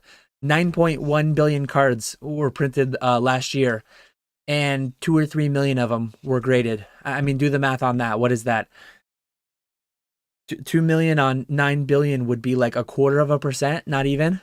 And obviously, energy cards, blah, blah, blah, all the things that no one's grading anyways. But still, like, I think the percentages are very low, much lower than most people who are grading cards think they are. So I just don't see that, oh man, I guess I need to buy a PSA 10 Moonbreon because There's none left raw anywhere anymore. Given the price discrepancy, to an extent, it is a little bit harder to find them in small instances, because it's like who would sell it raw for 500 when you can grade it and sell it for a slight profit at 9 and then for a heavy profit at a 10. So interesting question, but yeah, I think it just kind of demonstrates how tied up into grading we are personally, but your average Pokemon consumer isn't, in my opinion. PokeFresh just added a little bit of context to it. He was talking more vintage cards too. Okay. Vintage cards, staples and stuff. But even that, I do think, like when I walk into my LGS that has like Pokemon event, 20 plus people sitting down, they have binders of trade cards with some vintage cards, and none of them know what a freaking slab is. If it hit them upside the side of the head, they would still not know what the hell just hit them. So it's just, yeah, there's, like you said, 9.1 billion, probably went up last year. Like the number is so different. I know that's modern, but there's so many base unlimited sets out there still. Man, I feel like there's going to be a point where a lot of, go on. I was going to say, depending on the set, like I think proportionately a higher percent of Moonbreons will be graded than base set unlimited Charizards ever will. Because base set unlimited Charizard was printed way more heavily than Moonbreon, and so fewer as a percent will be graded because grading just wasn't widespread back then. The only thing being graded was the CD promos and the Neofile promos and stuff that Gary and Ed did for QVC and HSN. Sorry to cut in, but yeah, I think the vintage would be like even more likely. You'll always find it raw. Yeah.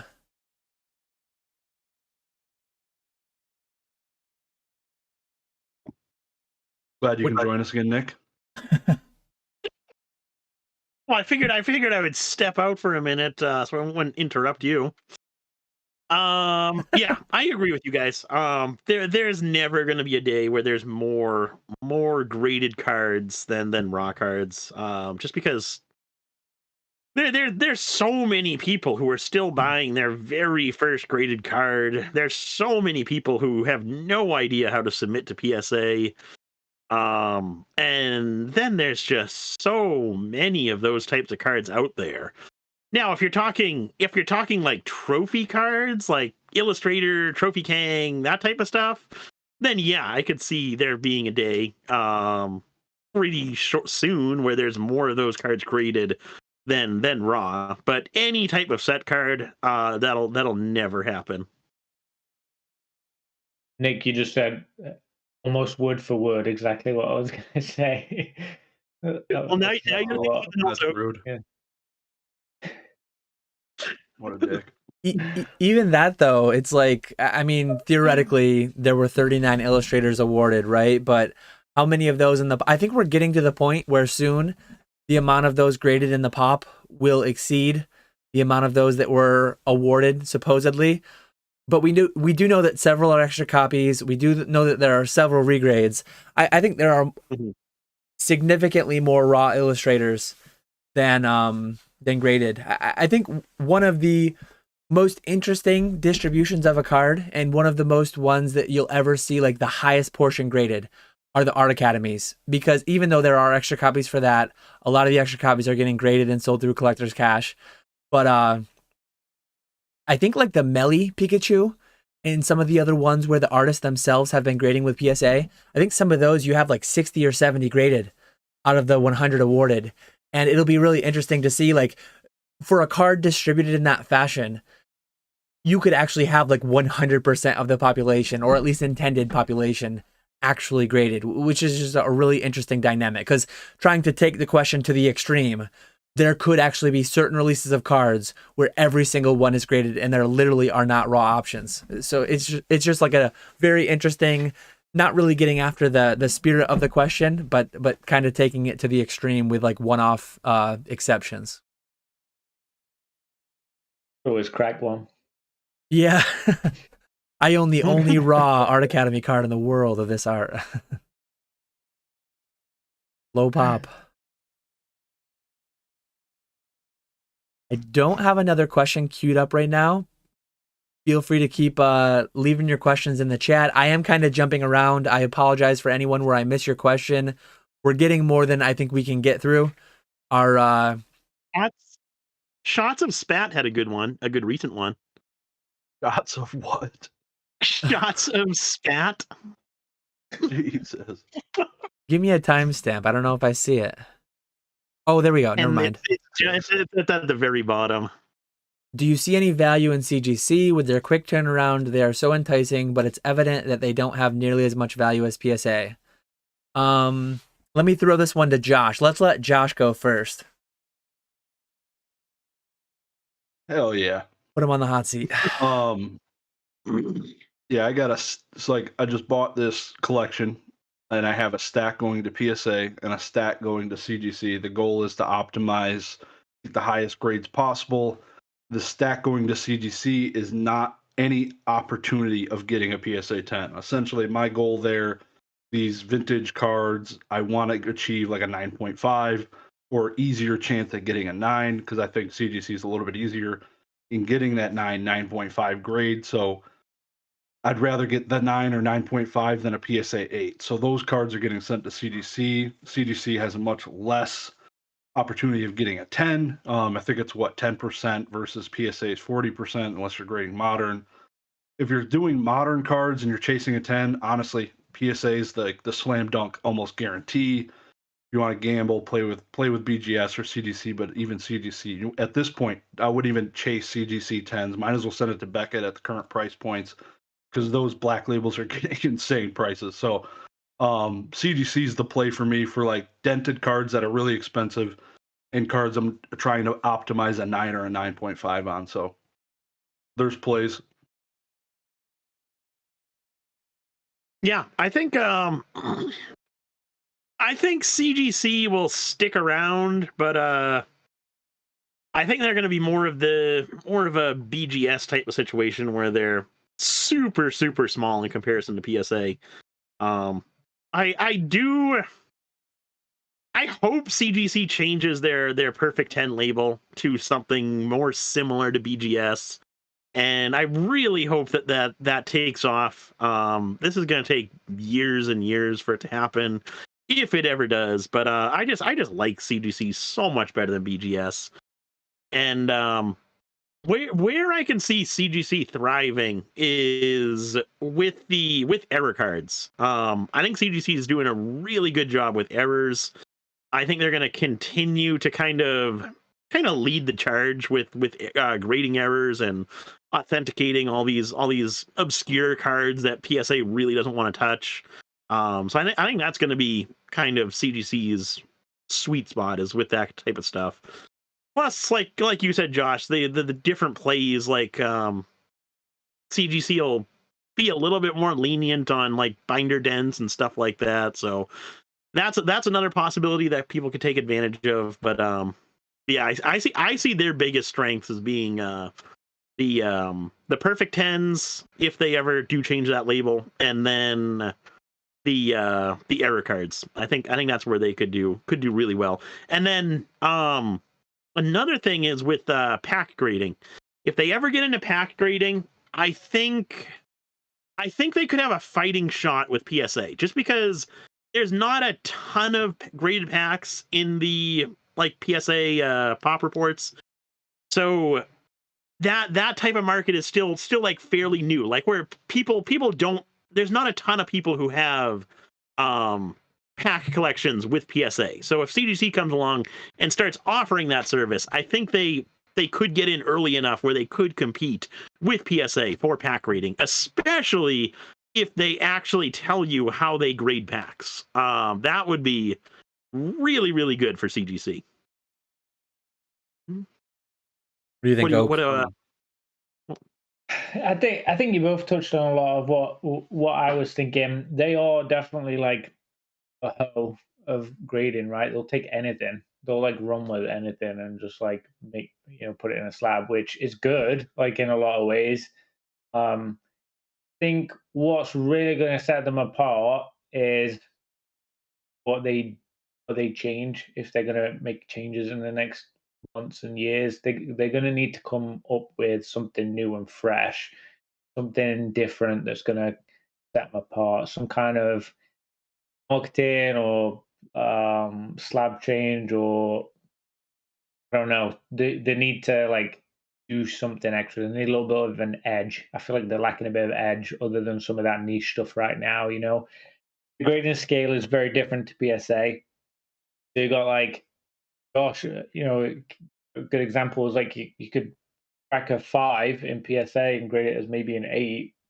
CGC, like that's definitely a play, but not many people are doing that. Not many people are aware. There's ignorance around that stuff just because it's not out there.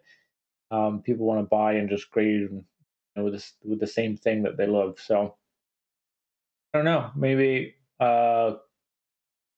if some changes come, it might step it up a little bit. But I wouldn't say they're enticing. I wouldn't use that word when I think about CGC, honestly. I do want to Yeah. just I think Rusty sent some people our way. Appreciate you, Rusty. Appreciate everyone who found their way over here. But yeah, I think you guys covered it. I think you guys covered it pretty well. I don't really have too much to add. There are niche plays. Generally speaking, though, PSA is the way to go. If you want to go for the high end, the 11. If you want to go for the 11 equivalent, BGS is better. CGC still does have some premium though. But if you look at the data, if you look at like SV1P and you look at how low the perfect rate is compared to the black label rate, it's just monetarily, it doesn't make a whole lot of sense. Their turnaround time, actually, speaking about Rusty, who just sent some people our way, he's using CGC fairly regularly.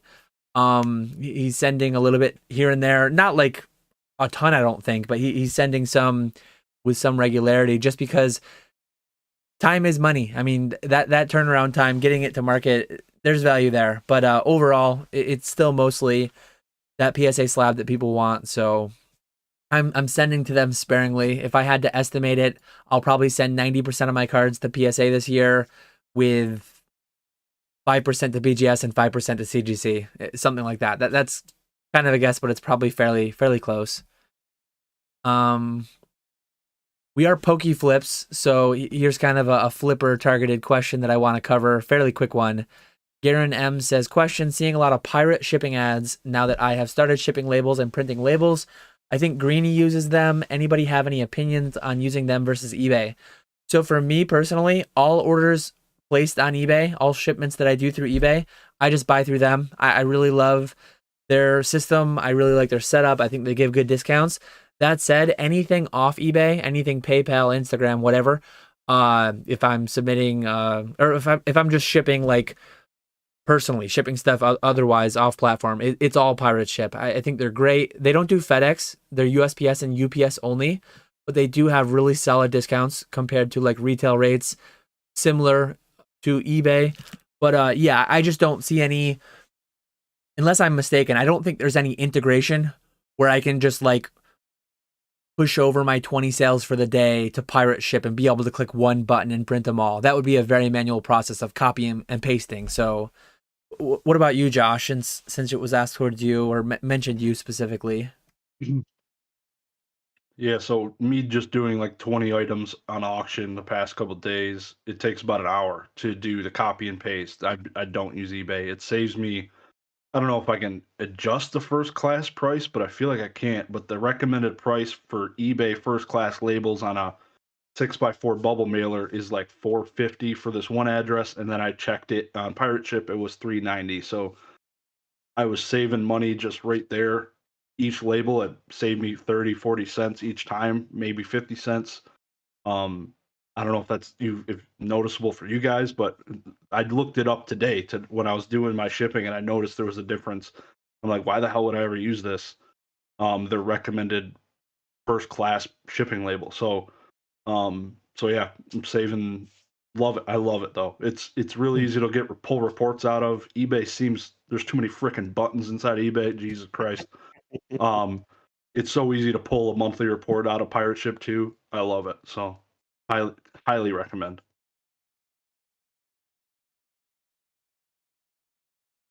Yeah. I'm with Dan. I use eBay for the most part. That's the vast majority of my business and stuff that I'm shipping out. Outside of eBay, I actually use another program that I have to pay for. I feel like I should probably switch to Pirate Ship because I think it's like the exact same thing. It's more so I'm just used to this other program. I've had it for so long, and it's cheap enough where I don't want to make the switch because I really hate learning a new thing. But yeah, so but I think it's like literally the same thing. Like, can you go in and see like every month like how much you spent on each like mail class? I've never tried to break it down that way, so I don't know, but I know it's pretty damn good at giving me a report. So One thing I want to fair enough. add, because I think Amplitude just provided a lot of value to all of us. Maybe Greeny's out here copying and pasting. I guess you can link your eBay rate to Pirate Ship. So I'll need to look into that because I do like Pirate Ship a lot.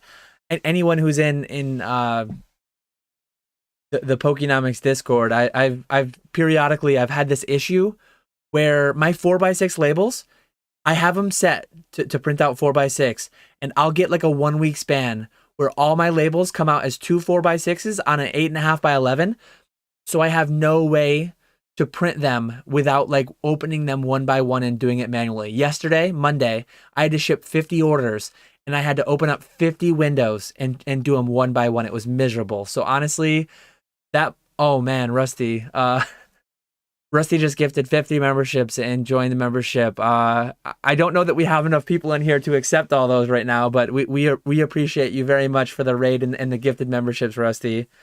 But yeah, I'm gonna look into this because if you can, and Pirate Ship I really do like a lot. I guess Greeny can save some copying and pasting.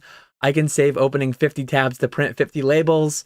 Amplitude coming in here earlier and dropping subs, and now he's dropping knowledge too. So appreciate you.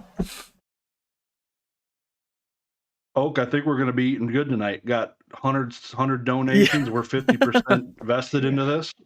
We're chilling, bro. We're chilling. Yeah, I guess I need to set up Pirate Ship. Seems like that's what the cool kids do. Oh so yeah.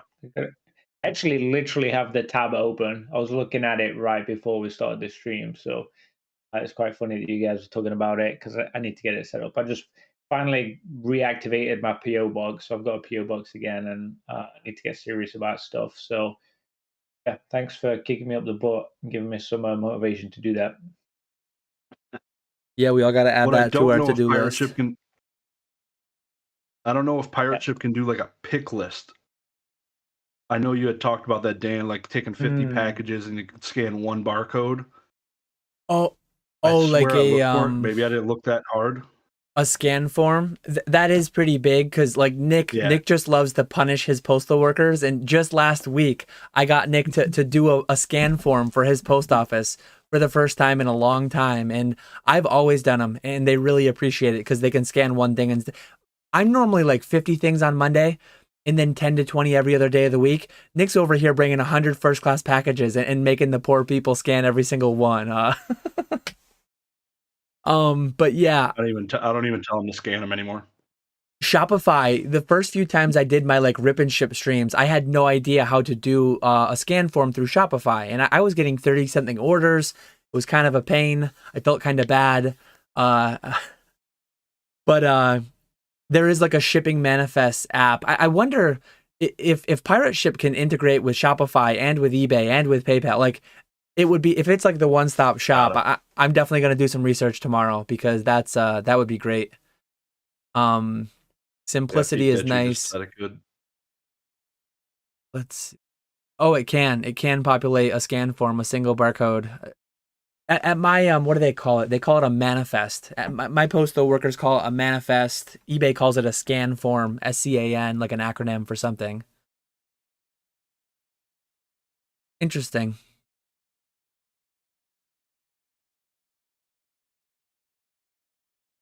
Old Card Shop never does scan forms either.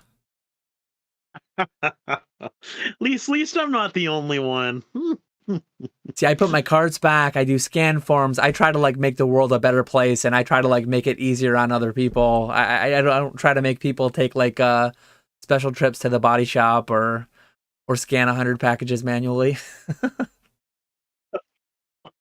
Oh man. Oh man. Yeah, me and Josh over here, we just have faith in the USPS tracking system. Yeah, I don't need them to scan them. That's all that. Never had an issue.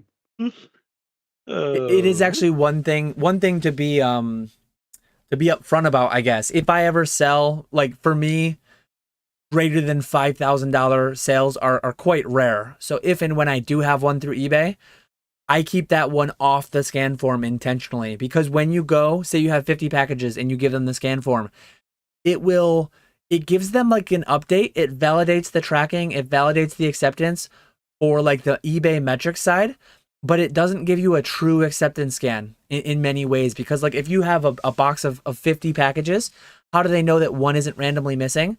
It still takes, like for insurance purposes, for things like that, you still need to get a physical scan. So I would caution people, if there's a certain amount, like everyone should set their own threshold for, I'm going to keep this one intentionally off the scan form. I'm going to physically ensure that they scan this one. I think it's a little bit, at least for me at my post office, it's too much to have them scanning every $25, $50 slab. I just do it for the higher end ones. But I don't want to tell everyone, go use scan forms all the time.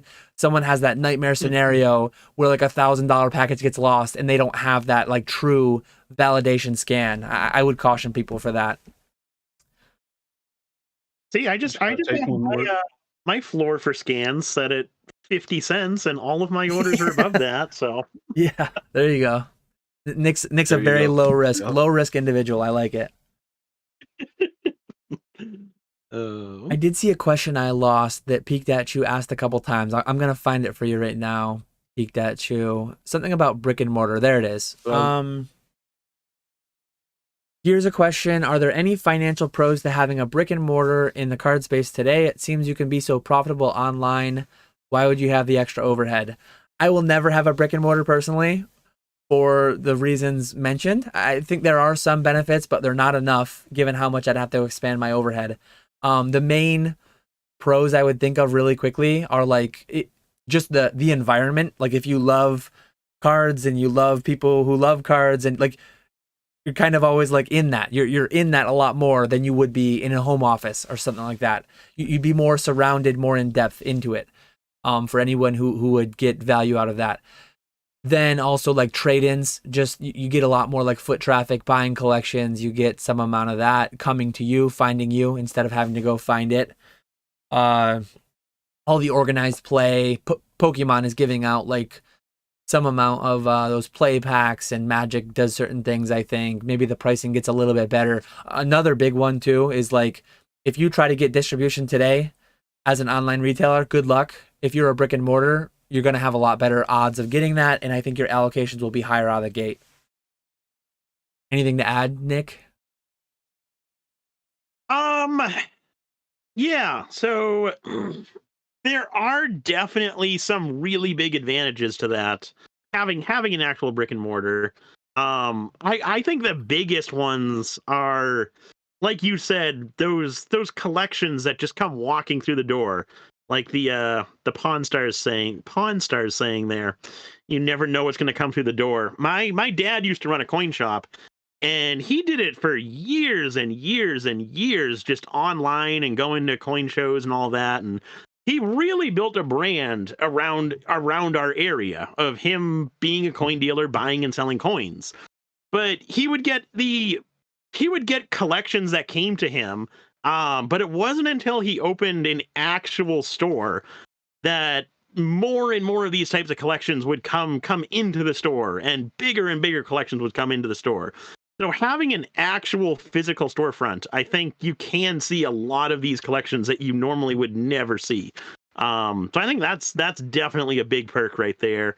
The other one for me would be selling modern product without having to worry about the cost of shipping. That's another really big thing, because selling boxes, ETBs, collection boxes, it's expensive to ship all that stuff. So being able to sell all that stuff without having to worry about shipping it would be a really huge benefit. Plus there's card games that require brick and mortar. I was really hoping to get into Lorcana, but unfortunately that's brick and mortar only through Southern Hobby, so not able to do that. Whereas if I did have a store, who knows how much I would be able to get, but maybe I would be able to get some. But then, so those are kind of the advantages to having a brick and mortar store. The downsides to that, your overhead is absolutely massive. You got to pay rent. You probably have to pay employees because you can't be there every single day. And then you're limited because your market is your town and the town surrounding yours. Whereas selling on eBay, you can be sitting in your house selling cards all around the world. There's so many more people on eBay that would ever know about your local card shop. So there are some big advantages, but at the end of the day, I think you're definitely far better off sticking online. Unless you're someone like Mason, who's extremely passionate about the business. I think almost everyone is better off doing this online if they're looking to buy and sell stuff. How about you guys? What, Oak? I'd probably just say, like, I think there's probably a few benefits in terms of, you know, when I'm shopping online, I'm very much like, go to a specific store website. I know what I'm going there for. Generally, I don't do a lot of window shopping. Like, there may be a little bit more opportunity for like upselling and like selling other stuff too in a store, because you're gonna probably walk around the store and look what else do they have, what things they have. Like, I'm sure Mason has people walk in with computer games. Oh my god, you're selling an N64 for $60. Yeah, I've wanted one of those for the past 10 years. Yeah, I'll grab that. Like, maybe they didn't go in for that thing. Maybe they go in for a few packs, end up buying an ETB. I just feel like that kind of stuff may, or maybe I'm naive, but may happen a little bit more often in a physical store than an online store. But I can't think of too many positives outside of what you guys already said, honestly. My benefit, I would love to have one in the set. Like when I say have one, like I picture like an old downtown area where there's like 15 little stores, there's ice cream shop, there's an old school movie theater, and a few other things. I'd love to have one in like a town like that where it's 800 square feet, nothing more than that.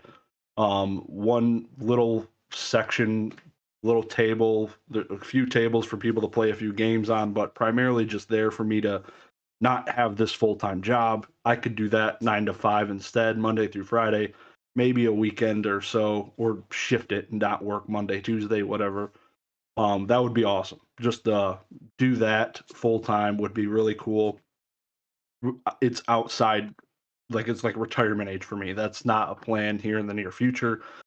That would just be really cool, just to have that space, to get away and just be able to make money still, do it interacting. Like it's like the Collecticon every day. You know what I mean? Like you're interacting with all these nerds daily, which is freaking awesome, instead of just 3 times a year. So really look forward to doing that when I'm older, because it's definitely in the plans. So that'll be cool.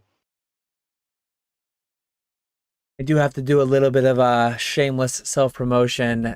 Jake and I from Pokenomics run a Patreon that Mason Berry, who owns Cardinal Gaming, he owns 2 stores. Not only does he own 1, he owns 2. This Sunday night at 9 p.m., he'll be giving a presentation on running a brick and mortar store and some of the pros and cons I'm sure he's going to get into. Had to do that quickly. Had Mason's comment up there. With that, after that, Eddie T-Pox has a question for Josh. What are 5 cards that you will grade and keep from the last collection you got? It sounded like you're going to keep most of them, but I guess what are 5 standout ones that you're looking forward to the most? Yeah, there's a particular set called Legacy of Darkness. It's always been my baby. Definitely want to keep a lot of the stuff from there. I've been collecting a PSA 9 set, and I'm pretty much getting pretty close to that. So, a bunch of those, primarily that there. It's like a whatever 140 card set. So a bunch of those cards. And probably there's this card called the Blackluster Soldier. If it gets a 10, the thing's probably $3,000, and I don't know if I'd be able to hold it. But if it gets a 9, I'll probably keep it. So, yeah, just my favorite sets, and those cards are pretty cheap. Like a PSA 9 Legacy of Darkness card, an ultra rare from the set's probably 50, $75. Like it's not that insane. First edition, it's amazing how cheap it is. I love it. So it's fun to collect.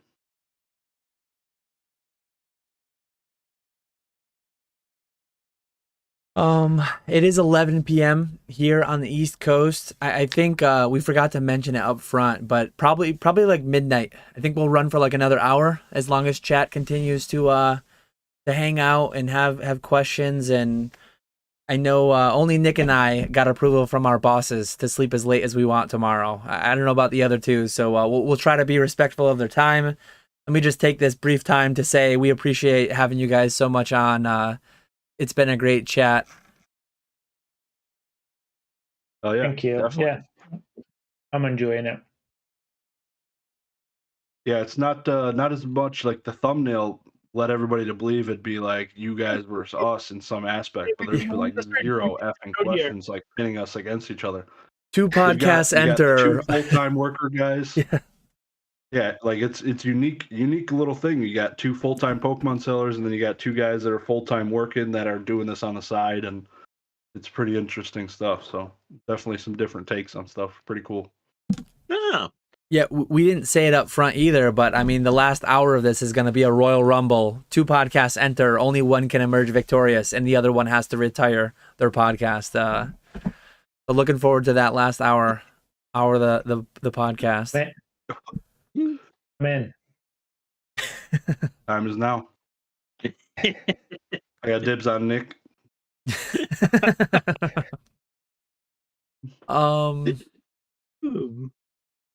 Leaf Green Goblin says, question, what % of people primarily pay for the grade? I crack for my binders and I see a lot of CGC 8.5s. That would be a tough PSA 7. Thanks.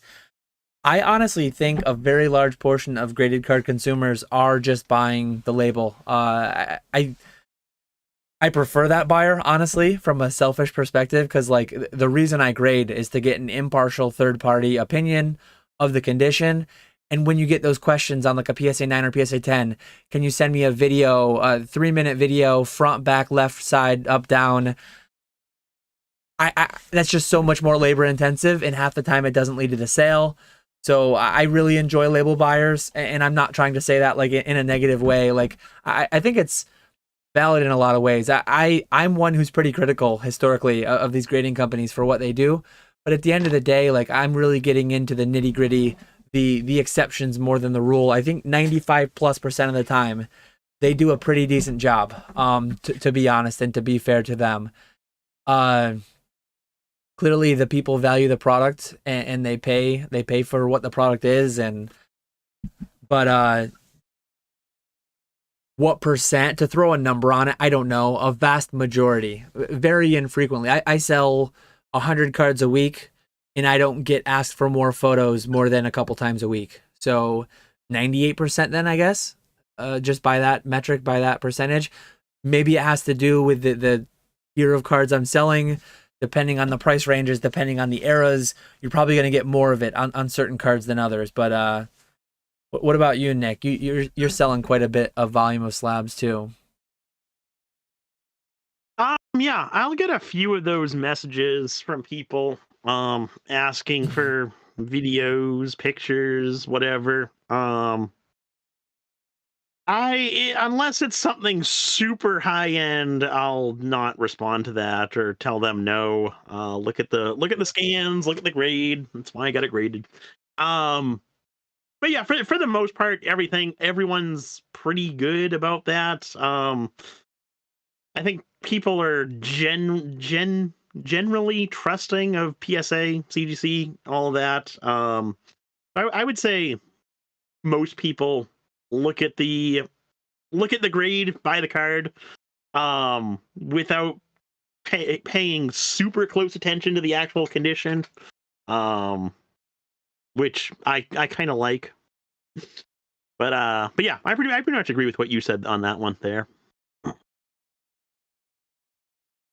So a CGC 9. I was on the PWCC auction on Sunday night. I was looking at a CGC 9 Pikachu, and I zoomed in on it because it's pretty clear. Like they've got really good pictures. And I was looking at the back, and I counted 8 white spots, like decent white spots that stood out.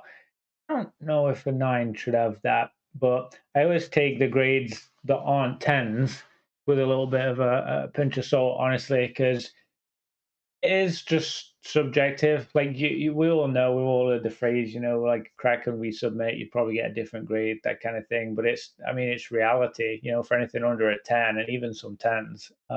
They're definitely kind of subjectivity there. When you put it in a slab, that Pikachu card didn't become a CGC 9, just encased as a CGC 9. It's still the same card. Like you could send it to PSA and it would be PSA whatever. Like the card is the card no matter what. So yeah, I definitely think people pay for grade and kind of maybe underthink, let's say, the card aspect of it. Because I could have just been looking for CGC 9s and bought that slab just because it was a card I like in a 9. But when I was looking at the actual card, I was like, okay, this doesn't look like a CGC 9. So, yeah, real world example from a couple of days ago there, I guess.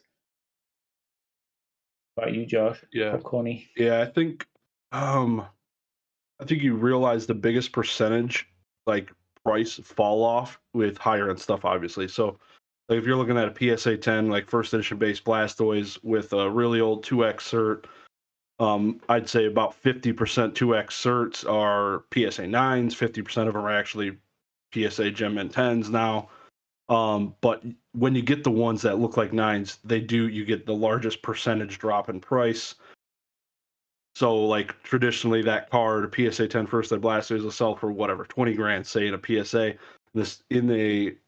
A card that looks more like a 9, it'll probably sell for like 16,000. So you'll get a $4,000 swing on that expensive of a card. Like when you're looking at more cheaper stuff, sub $1,000, it's so marginal. You'll see a little bit. The percentage is probably the same, but you're talking $20 difference, which is like you get $20 swings depending on when the auction ends in the given day. Like if it ends at 7 p.m. on a Tuesday versus 7 p.m. on a Sunday, you're gonna get a $20 swing. So it's like almost erased by that type of thing. I think a lot of people do pay for, especially like the lower end stuff. Like they don't care as much, but when I'm selling like stuff to high end collectors, they definitely want to see a lot of these back pictures. They want to see the corner of each of these front and back of my slabbed PSA 9 cards. They want to know what they're getting. And I was the same way when I was acquiring my PSA 9 set for first edition base. Just wanted really clean looking cards. I did not want junk. So, yeah. Yeah, it's tough. As I said, I think for the average consumer, for the vast majority of people, they do a good enough job. I've always said plus or minus 1. I think 99% of cards are plus or minus 1, but the implications of that are fairly big. Like if you say plus or minus 1, 10s are gonna like 99% of the time be 9s or 10s. But some people are very shrewd collectors, very harsh. They don't want that white dot. They don't want that minor print line. So if you have that taste, look to maybe black labels or perfect 10s, or just get used to like looking over a lot of listings to find that perfect one for you. Because at the end of the day, like a PSA 10 is a PSA 10. It's not, somebody said it in the chat, it's not your opinion. I think it was Mr. Walrus. I paid PSA for their opinion, not on my buyer's opinion of like a Mr. Walrus 10 or a Catch 'em All Collectibles 10 or whatever it may be. So Eddie had a speculative question for us. For the four of you guys, what is going to be the next big fourth TCG? Some examples, potentially One Piece, Digimon, Dragon Ball Super, MetaZoo, etc. Next to the big three, Magic, Pokemon, and Yu-Gi-Oh! I don't even know, to be honest, which one it is today. Mike's listening. Is it Dragon Ball Super, probably, if I had to guess? I genuinely don't even know what the answer is today. There could be one here missing anyways. But it's just so speculative that I don't even have a good guess. I would love for it to be MetaZoo. I genuinely enjoy MetaZoo. Plus I'm tied in with it, having a lot of inventory, being a partner. So I would love for it to be MetaZoo. Do I think it will be? Genuinely no idea. I don't play any of these games. I know MetaZoo's throwing a bunch of money behind their play side. I know a few people who enjoy playing it a lot. I'm just so far from being engaged in the side, so I genuinely have no idea. One Piece is hot out of the gate. One thing that I really worry, at some point soon I'm going to do a video, but I worry for some of these brand new card games. Just like, how is something supposed to come out naturally, organically, when everyone is just stonking everything to the moon? Like, one risk that you can run, a TCG that would otherwise like fare well, probably Flesh and Blood actually might be in that vicinity too for like fourth TCG. But anyways, how is Lorcana supposed to come out? How is One Piece supposed to come out and like get all the cards to the people that want to play it or collect it? And I'm a part of the problem, because I bought some at distribution and just quick flipped it for a triple up into the market because of what's going on, because of all the hype and mania. If they get too crazy with the print runs, they can kill the TCG. If they overprint it, and a lot of these speculators, investors, if distributors get caught holding the bag, distributors will stop buying things that lose them money. So it's like a dangerous predicament that these new IPs, not even new IPs, but like new TCGs are in. How do they balance the line of not oversaturating, oversupplying the insatiable demand of all these stonkers? And some part stonkers, some part just opportunists like me with One Piece, some part people who genuinely want to play and or collect the game. It's very difficult, and it's very interesting to see where it all will go. And I see a couple people in chat. I don't think I said MetaZoo is going to be the fourth. I said I would love for them to be. I don't think they probably will be. Yeah, I'm assuming people are just busting my chops, but I hope nobody thinks that I said that, because I didn't actually say. I didn't actually say. It's fun. And Brad G, I know a few people that play MetaZoo. I know more people that play MetaZoo than play any other game, really. I don't really know any Pokemon players that play it seriously, like personally. So, bit of a joke, but like, yeah, like I genuinely, Basic and Ivy are two people that I'm like relatively close with, met them in person. I don't know two people in my day-to-day life that like play Pokemon. Obviously, there's way more. I'm not trying to say there's more MetaZoo players than Pokemon players, but genuinely, I just don't know many. Most people I know and engage with like collect it. Maybe very casual players. I'm talking like play it, fly out to tournaments, fly out to regionals. Anyways, we're getting very far away from the question, the point of it. But it could be Lorcana. Yeah, let's end this MetaZoo out. I never bring up MetaZoo first. It's always chat. It's always chat. It could be Lorcana, could be One Piece, properly. Could be Fab. Who knows? It could be one of the Kickstarter TCGs that still going. You Josh, go Josh. It's all you. Which Kickstarter TCG that you're pumping is it going to be? 10 seconds, and I'm going to have the effing answer. You went for like 13 effing minutes. Oak's falling asleep. Hit me with it. Hit me with it. Flesh and Blood or One Piece. Oak, your turn. Man, I don't know if I have a bit. I don't know if I have a cheat code here. I literally saw this evening Digimon dropped a trailer. They're releasing a new show or a movie or something. I saw a new trailer coming out. I mean, it's important, like to counter that in. It looked pretty cool, the trailer. I gotta be honest. So there might be a little boom there. I don't know if that might be the start of something fresh, something sexy, but interesting. So it was funny that Eddie put that in there as an example of Digimon. I don't know if he was aware of that. I don't know if there's anything going on with new cards or anything for that, but my instinct. I think I know more people that like Dragon Ball than the other three listed. Yeah, I don't know. I see some people pretty confident that the fourth is Fab, and I see some people pretty confident that the fourth is Super. And then Mason's actually saying Fab might be top 3 ahead of Yu-Gi-Oh! I genuinely have no idea. Yeah, I have absolutely no idea. I am not sure whatsoever. I don't follow anything outside of Pokemon enough to have a remote idea. I would say though with the like Lorcana, I don't know if that's going to be a big TCG. I will say that. I think that's going to be more so like Pokemon. So well, I guess not kind of similar to Pokemon where it's more of a cards that people are collecting versus actually playing. I can't see that being like a really big player base.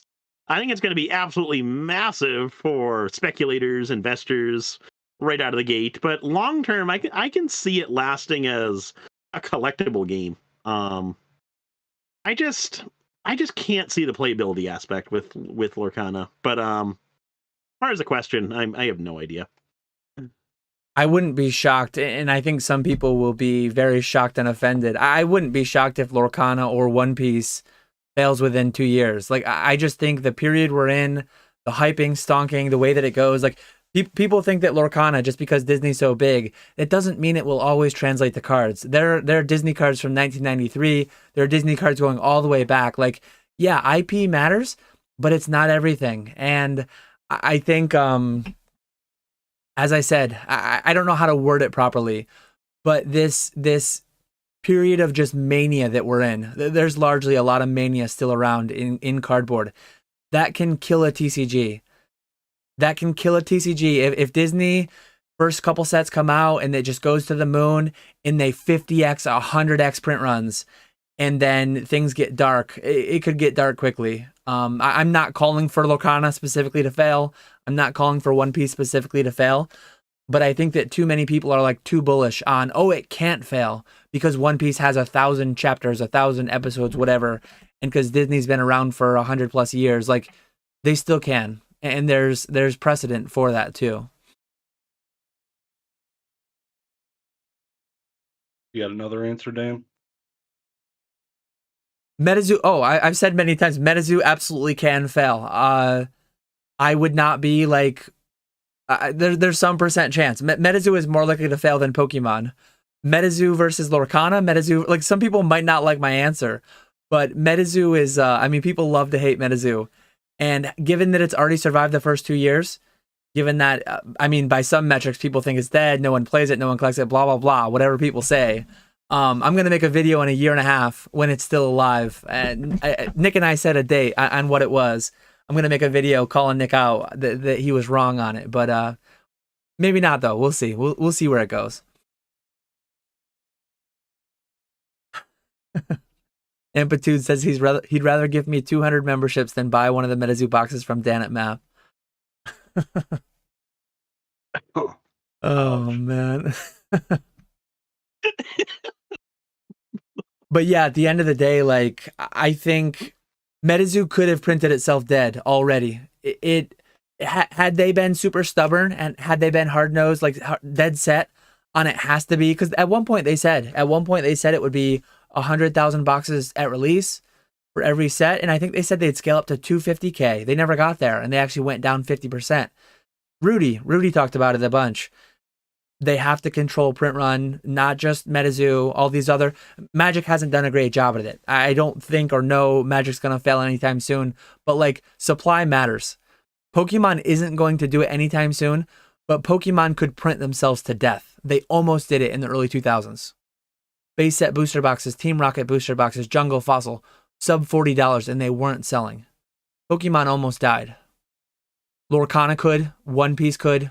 I'm not calling for it, but they absolutely could.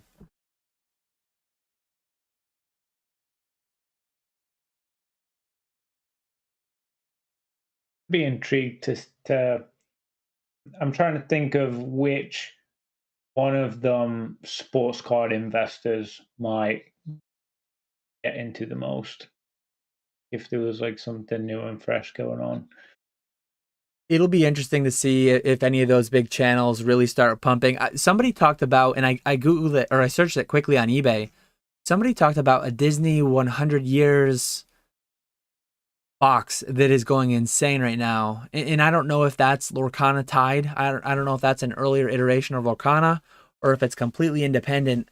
But yeah, I absolutely, if Lorcana box's MSRP is $150 and they're selling for $1,000 out of the gate, I don't think that's super healthy, and I think that things like that could kill it. MetaZoo survived for now, that initial wave, they've dropped their print runs. But if they went the other way, MetaZoo would be dead today, I think, or at least like significantly lower than they are now, had they stayed stubborn and printed 100,000 UFO and 100,000 Seance and 100,000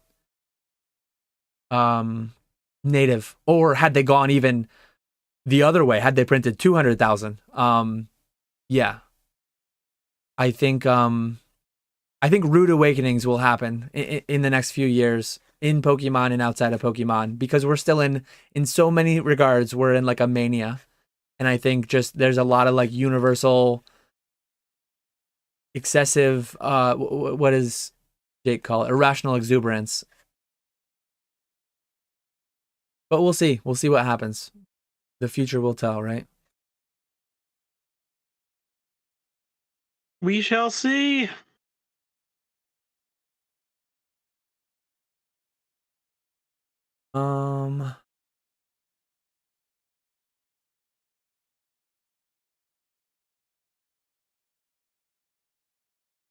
PokeFresh says, question, what would your ideal Pokemon 30th anniversary look like? You want to start, Oak? Lenticular, 100%. A holographic lenticulars. Like something just wildly physically different to a lot of the other cards that we've seen. Easy one for me. Lots and lots of fantastic Pokemon that we all love and like collect, like all the big hitters. Just loads of cards, huge set, real fancy, flashy, and a lot of like just fun. A lot of fun put into it. Nothing too serious. Go ahead, Nick. Go on. Nick. For me, I don't know. I think for me, Celebrations is by far the greatest modern set ever. And that's mainly because I love it because of the WotC portion within Celebrations. So for me, my ideal 30th anniversary would just be Celebrations 2.0. But would that be the most popular? Probably not. Would that be the best thing for them to do? I don't think so. Where we already have Celebrations, I think they have to do something a little bit different than that. But yeah, that would be my ideal thing, because I have the most connection to those types of cards. So that would always be my favorite. I don't think I could ever get sick of those types of like WotC reprints. How about you, Josh? I would like to see we'll have 10 generations by then. I think we'll have the next generation. Yeah, we 5 should. years or no? Probably. Yeah. So I think it would be cool to have the starters in all 10 generations within a set with different art variants.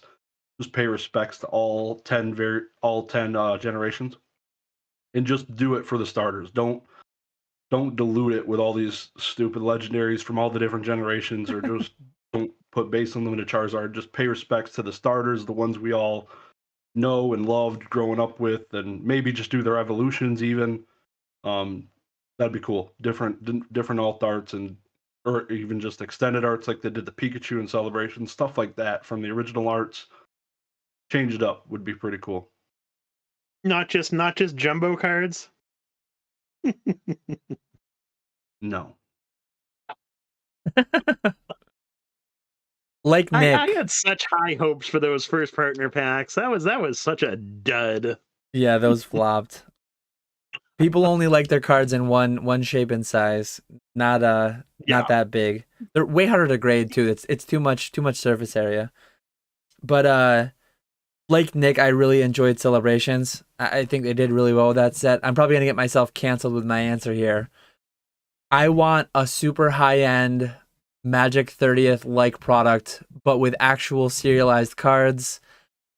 Maybe do the whole damn Pokédex. Give me the opportunity to pull a 1 of 100 Quaxley, 1 of 100 Charizard.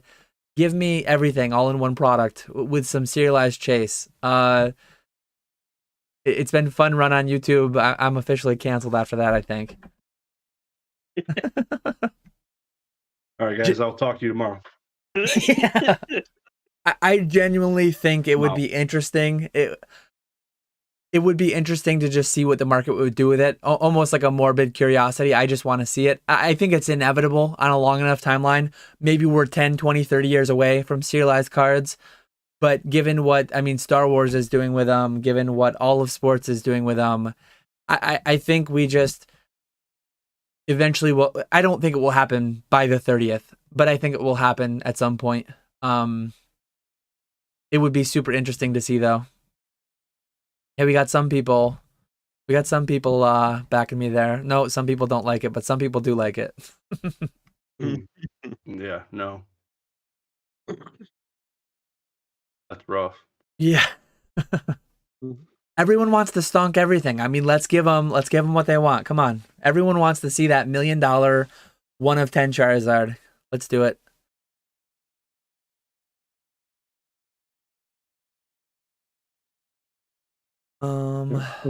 We kind of have that happening with the ring, right?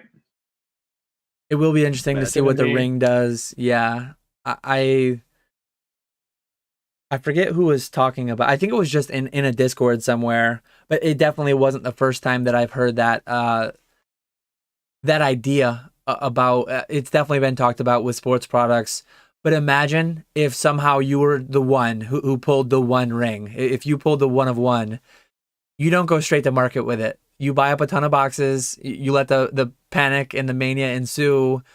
People wondering when they were gonna rip the thing. Sit on the boxes for years, sell them into the market, knowing that no one's ever going to pull it because you already pulled it. And then years down the line, after you sold out of all your boxes at a very hefty rate, then you go public with it, and having sold all your boxes for a big profit, then you sell your card for a big profit. Serialized cards would be interesting to see. 1 of 1 is a little extreme. 1 of 100s maybe. I think it would be pretty cool though. I see somebody talking about NFTs in the chat. Pokemon, supposedly, they had a job offering for somebody looking for NFT experience. Blockchain experience. Bring it. Let's see it. Come on. Don't fear it. Interesting. Hard pass. I'm hoping, I don't know if this was discussed, I'm hoping it's connected to the game, like the live game, not the actual physical cards. But we'll see. It'll be interesting to see what they do, if anything. A lot of people, I think, just have irrational negativity when it comes to the acronym NFT. There are a lot of scams done around them. There's been a lot of historical reason to have some pause, some caution when you hear NFT. But I would be interested to see what Pokemon would do with it. I think that they aren't just inherently bad. I think cool and interesting things could be done with them and are being done with them in other spaces. So who knows if we'll ever get it. We'll see what happens, I guess. You said you did really good with CryptoZoo, right, Dan? Yeah. I know you guys love talking about MetaZoo. The only NFTs I've ever owned were MetaZoo, and they've done fine by me, given the expectations that I went into with them.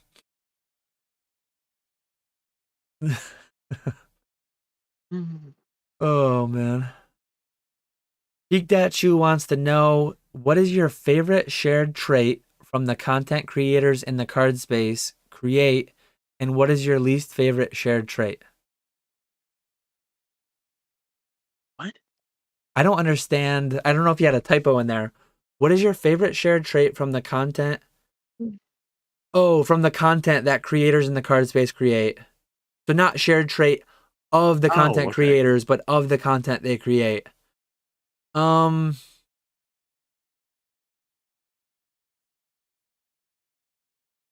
guess shared trait though. I might be taking the question the wrong way, but the content I like best is this longer form content that I can just put on in the background. The least favorite content, least favorite shared trait. I just don't like the drama, the hype, the FOMO, that type of content. I don't like the telling people what to do, telling people what's right or wrong. I like just general open discussions, or like, hey, this is what I'm buying and why, and this kind of content too that can just go in the background. What about you, Josh? My favorite shared trait is, I guess, just the fact we're all freaking nerds and we can relate and be relatable. That's the best part from the content creators, just because these are the people I can relate with the most and could sit down and have these discussions talking about freaking Pokemon cards for 3 hours. That's pretty awesome. I wish more people were making content, and it's happening. So it's cool to see all this different, even the smaller channels. Big props to you guys. I like enjoying watching a bunch of content. So while I'm working, least favorite shared trait. Yeah, some of the same. Don't really care about any drama stuff going on. I don't care about any type of pack openings now at all. Stuff like that. Just I'm good. Just I'd rather see what people are collecting. What do they have in their collections, or if they're ripping the box for themselves, it feels different. When somebody gets a booster box that they've wanted for their entire lives, and say it's a $200 Evolving Skies box, and the dude is super excited, and just seeing the excitement come out of it, it's a way different feel than the people just ripping packs, selling them to people. It feels good to see their excitement.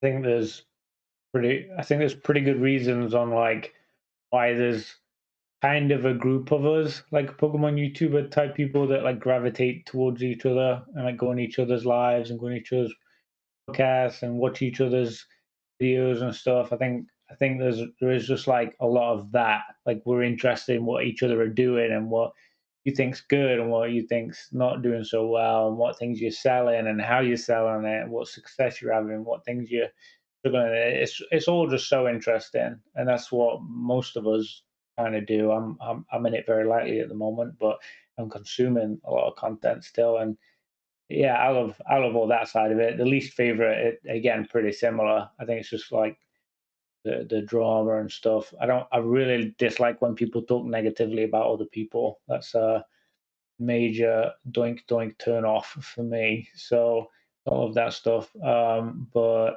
there's a lot of good content creators out there that make really solid stuff, just talking about what they're doing. And yeah, that's what floats my boat.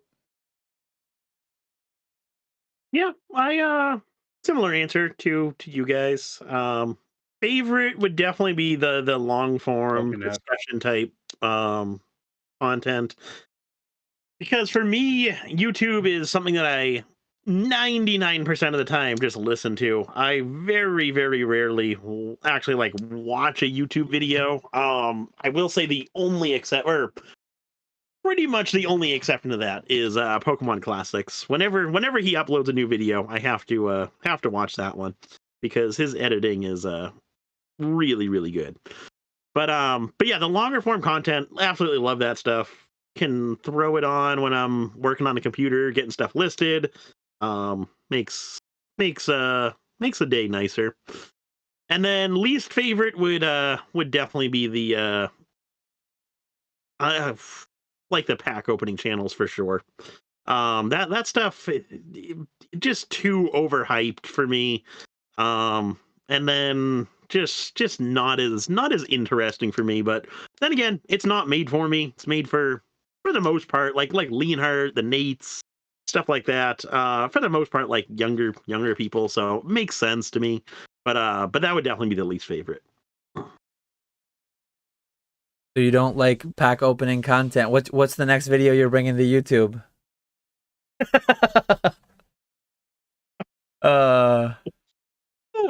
Boy, I'm gonna have to do another video instead. Spill the beans. Come on. What's your next YouTube video? Well, I don't know if it'll be my next YouTube video. At the rate we're going, it probably will be. But yeah, I was gonna do a rip and ship for Scarlet and Violet when that comes out. I was originally going to do a live stream of my mask opening that I'm going to be doing. I still want to do that, but I'm so iffy on that one. I don't know. I don't think that one's gonna happen. But if that one doesn't happen, I definitely want to do like Friday, Saturday, or maybe like during the week, that next week, whenever the set comes out. I do want to do a rip and ship of Scarlet and Violet for sure. So yeah, that'll be one of my next videos is ripping packs. I'm just messing with you. I hope it's not your next video because I hope we get another one in between. I'm constantly prodding at Nick to try to get more videos out of him, and it doesn't work well, as you can see. Nick, are you gonna pre-sell that? It'll be like during. I would imagine I would have to advertise that beforehand, especially with the way I've been on YouTube. So I'll probably do, once I figure it out, I'll do like Instagram stories of the packs and stuff like that. And then if people want to hop in during it and buy stuff, that would be fine too.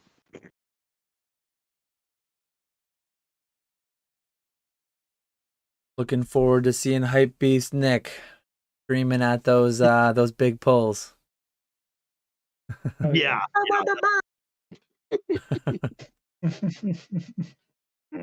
Got 23 minutes left. We got enough for one more answer from Dan. Questions in the chat. I'll be more concise to close it out. I'll be more concise. Rapid fire round. Man. What would Dan and Nick see as their primary angle if distribution was out of the picture? Grading. Is one word too much? What was the question? See, I finished answering it. You didn't even realize I finished asking the question. Read it slower. Ready? What would Dan and Nick see as their primary angle if distribution was out of the picture? And I just said grading. One word answer. Done. Nick, your turn. In sales. Yes. There we go. No, I was talking to someone earlier today about getting product through distribution, and that's a lot of the sales that I get are modern product and modern singles and stuff like that, modern cards in general. But a lot of the profit comes from like WotC stuff. Like I would say more sales come from modern, but more profit comes from the older stuff. Higher margin, lower volume, but yeah. Me overall, at this point, I'm still making more on graded cards, but I am ultra modern, sealed and graded is becoming an ever increasing part of my business just because the liquidity is unmatched. Mm-hmm. Cool. I think the answer to this one has got to be Nick. Who out of the four of us has handled the most cardboard and who could open a box the quickest. I mean, Nick is the only one that's doing mass breaks and selling 6-cent singles, so I don't know how any of us could best him there.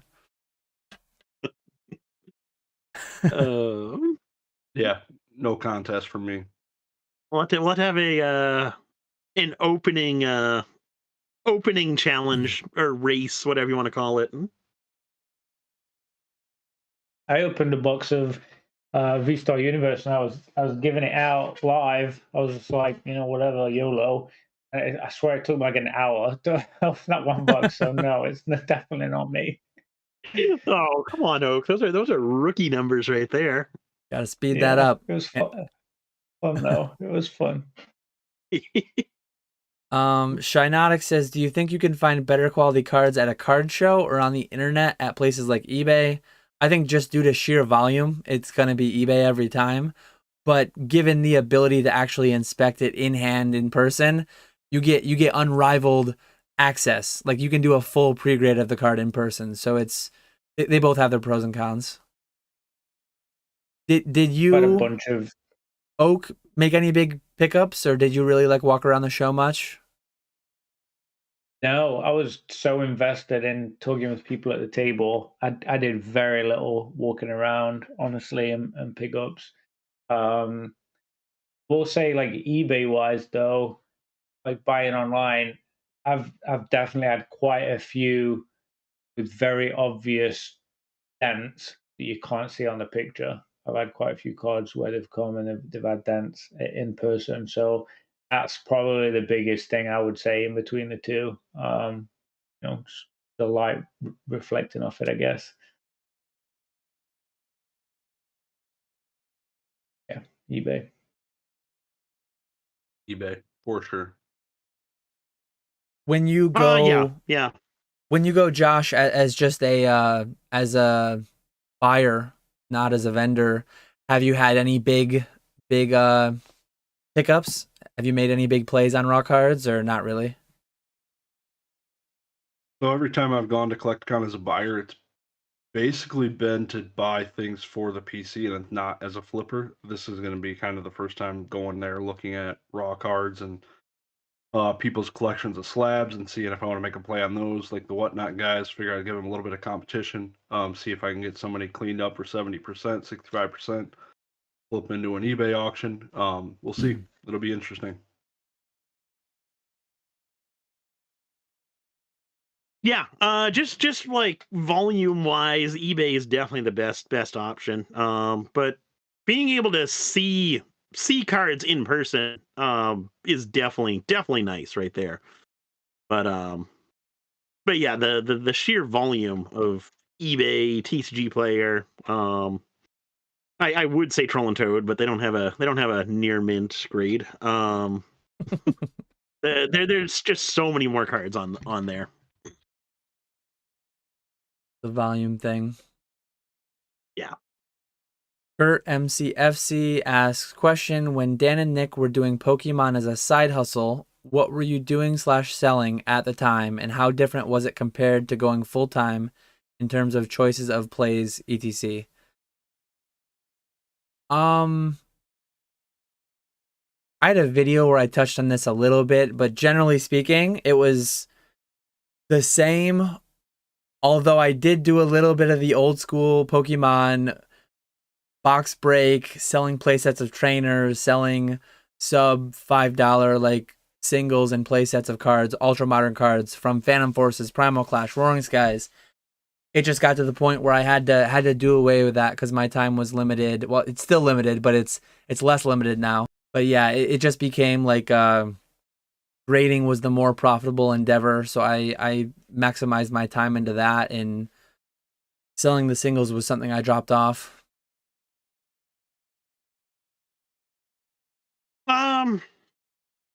I really have pretty much stayed consistent this whole time.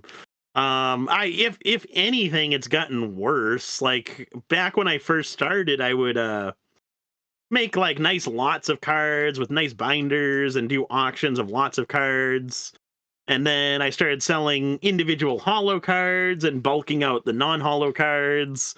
Then I started selling individual rare cards and then uncommon cards and common cards, and now I hate bulking out any type of stuff. So if anything, it's spiraled out of control for me. But but yeah, no, it's just adding more stuff versus kind of changing things. I guess I do grade a lot more. Yeah, I guess it's just adding more like volume onto what I do versus changing anything drastically. And I guess we did hear earlier from Josh about this theoretical retirement LGS setup he could have. If either of you somehow had a life change, a change in your life to where somehow you were doing this full time 6 months from now, what new things would you look to get into? Is there anything you'd want to go deeper into just to bring you guys into the question so it's not just for us? If you had more time, where would you be? Go ahead, Oak. You're muted. Tough one. I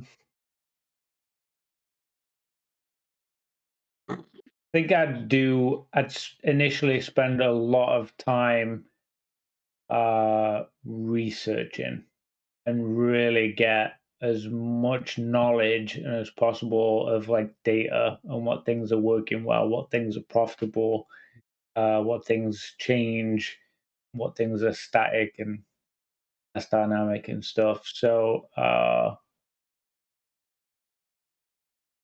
yeah, I think that would be the bulk of it, because I think what you do after that just kind of would be that your findings, you know. I don't know initially out of the gate. Or an answer. Yeah. Sorry. I think I'd want to get a MetaZoo partnership, buy a bunch of booster boxes, be forced to sell them for $140 a piece. See, I'm never the one who brings it up. I mean, come on, I'm never the one who steers us into MetaZoo. I'm not. I'm done. I'm done. No, I would want to get some version. I buy 0 boxes at whatever, not retail, whatever it's MSRP, whatever it's called. My dealer is TCG Player for those, so I'd like to be able to get a little easier access. I don't want to be the guy buying pin collection boxes and stuff like that. But so that would be kind of my main thing. I'd like to get into some of that stuff. But yeah, it'd probably be more just buying collections and flipping things, and it would be a little bit more casual. I would not, for me to do a full time, I'd have to be very comfortable, and it wouldn't be a huge requirement for me to make tons and tons of money doing it. So it's going to be a long time, but yeah, just kind of casually flipping things, making some money. Yeah, I think for me, pretty similar. Honestly, like the most of what I do funds what I want to do. It's not funding like me making money. I don't really have this as like, I don't take income from it as such. So it's kind of similar there, I guess. Yeah, my wife will be a teacher, so we ain't retiring on the teacher's income probably. So I'll be working probably for a long time comfortably. Yeah. Teachers don't do too bad. I mean, my wife's a teacher, and I remember growing up, going through school, hearing about how poorly they were paid, and they're not doing too bad. Summer's off, a lot of vacations, a lot of days off. They do have a lot of work to do, preparation for class and all that, but summer's off is nice. Yeah, I want summers off. Amen. Jackson asks us, would you ever consider using debt to buy out other Pokemon businesses, looking at Kentucky in particular? I am pretty conservative, fiscally conservative, in that I do not use much leverage or debt or anything like that. I do buy a lot of stuff on credit cards for the rewards. If the right opportunity came up, though, it would all be a dollars and cents thing. It would be like, does it make sense? I would up my risk if the reward was there. So I've not historically done it too much. I've done a little bit of like loaning myself money to my business from my personal accounts and then just buying it, selling through, paying myself back. But I've never used any substantial amount of debt in that fashion. Have there been times where my credit card was higher than my bank account? Absolutely. And I've just like cash flowed it to get it paid off before the statement balance came due and not having to pay any interest. But absolutely, I would up the risk if the potential reward was there and the things were right. It's just never been for me personally. What about you, Nick? You gonna buy out? You gonna buy out like Troll and Toad, get all that billion card inventory if the price was right? No, it would never happen for me. You would buy you. You would buy Bulk Mountain from Mason for the right price. You would go into debt for Bulk Mountain. I mean, come on, that's like that's the dream right there. That is true. That is true. No, similar to you, the credit card thing with grading fees. That's been something I've had before where I don't have the money in my account to pay it, but I'll make sure the money's in my account before the interest kicks in. But as far as like taking on debt for like a massive purchase like that, it would have to be a really, really good opportunity that I know I'm going to be able to make an absolute fortune. Because for me personally, the idea of that and the idea that it could go south is really, really scary. So I would be very lenient to kind of take on that risk. We did lose Oak temporarily. Hopefully we get him back before we close up in about 10 minutes. But yeah, go ahead, Josh. I guess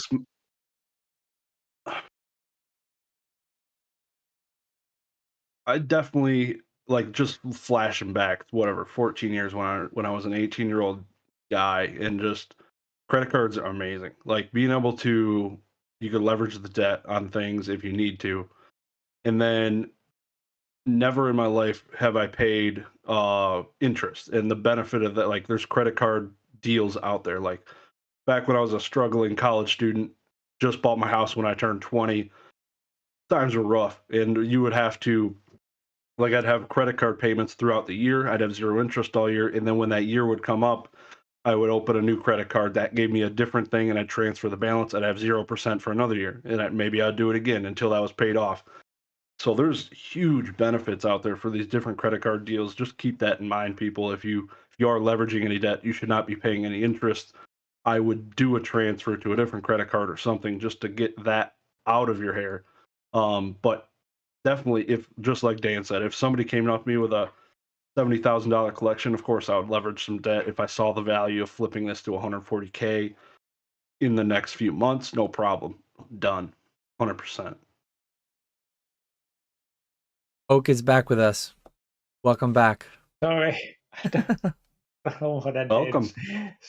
It was like I was in the call, but like couldn't see or hear anyone. It all like went crazy. So the question is, would you ever consider using debt to buy out other Pokemon businesses? Oak, I guess if the right opportunity came up, would you up the risk level a little bit, take on a little bit of debt to get that PSA 10 Pikachu filled out? Yeah, absolutely. Yeah, absolutely would use debt.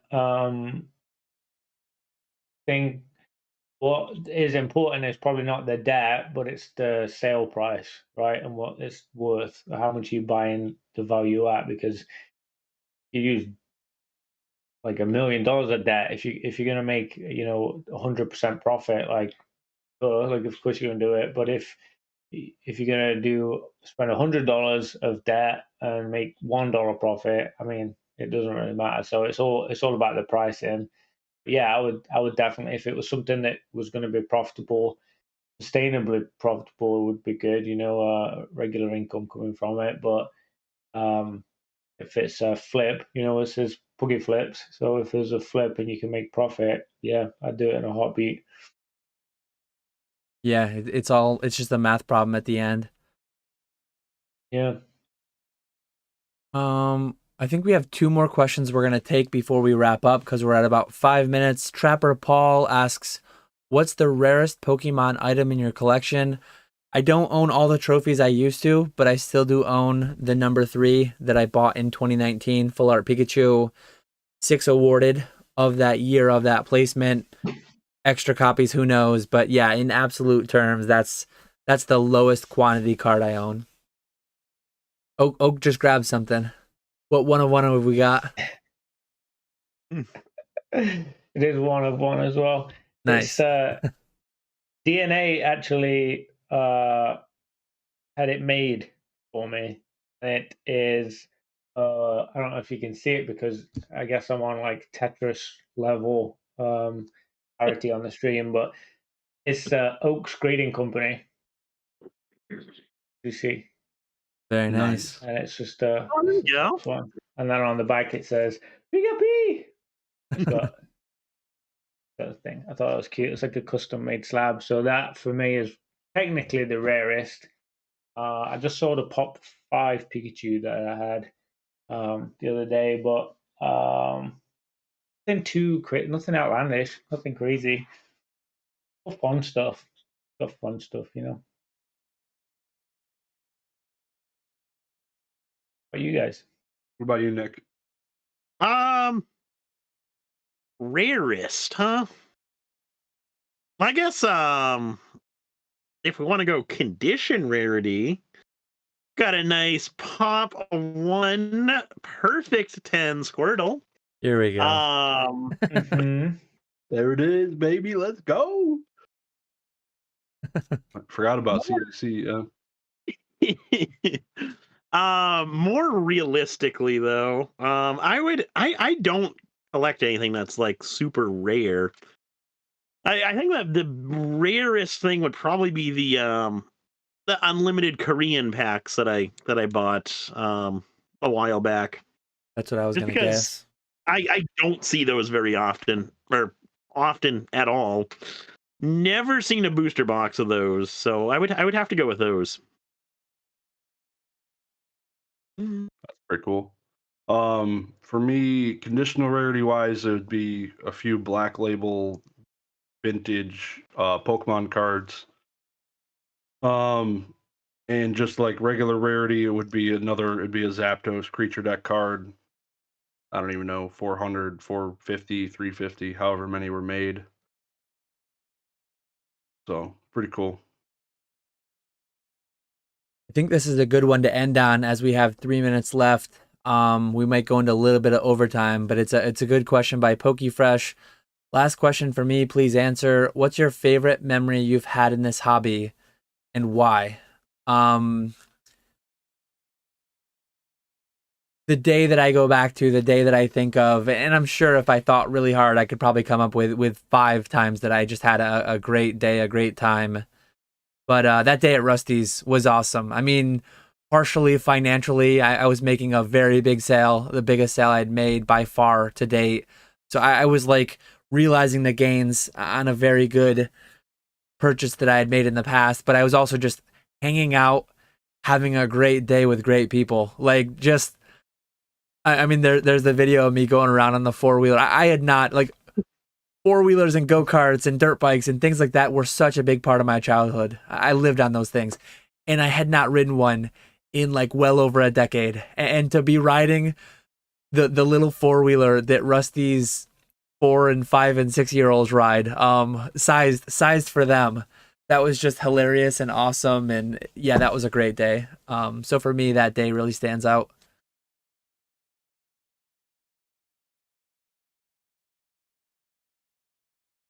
Who wants to go next? I'll go next. My favorite memory was when I truck sticked old school Pokemon when he was hitting me with a scooter.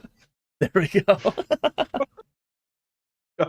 Oh god. No, it would probably be honestly it's about the people for me. So it'd be Swami's house, Orlando, one of the original Dallas ones I went to. Just getting down there with my good friends. Just really good, just hanging out with the people, getting to know a bunch of new people, a bunch of new friends. been talking to for 2-3 years now. It's been awesome. So didn't know I'd be getting a bunch of new friends in my 30s. So it's pretty cool.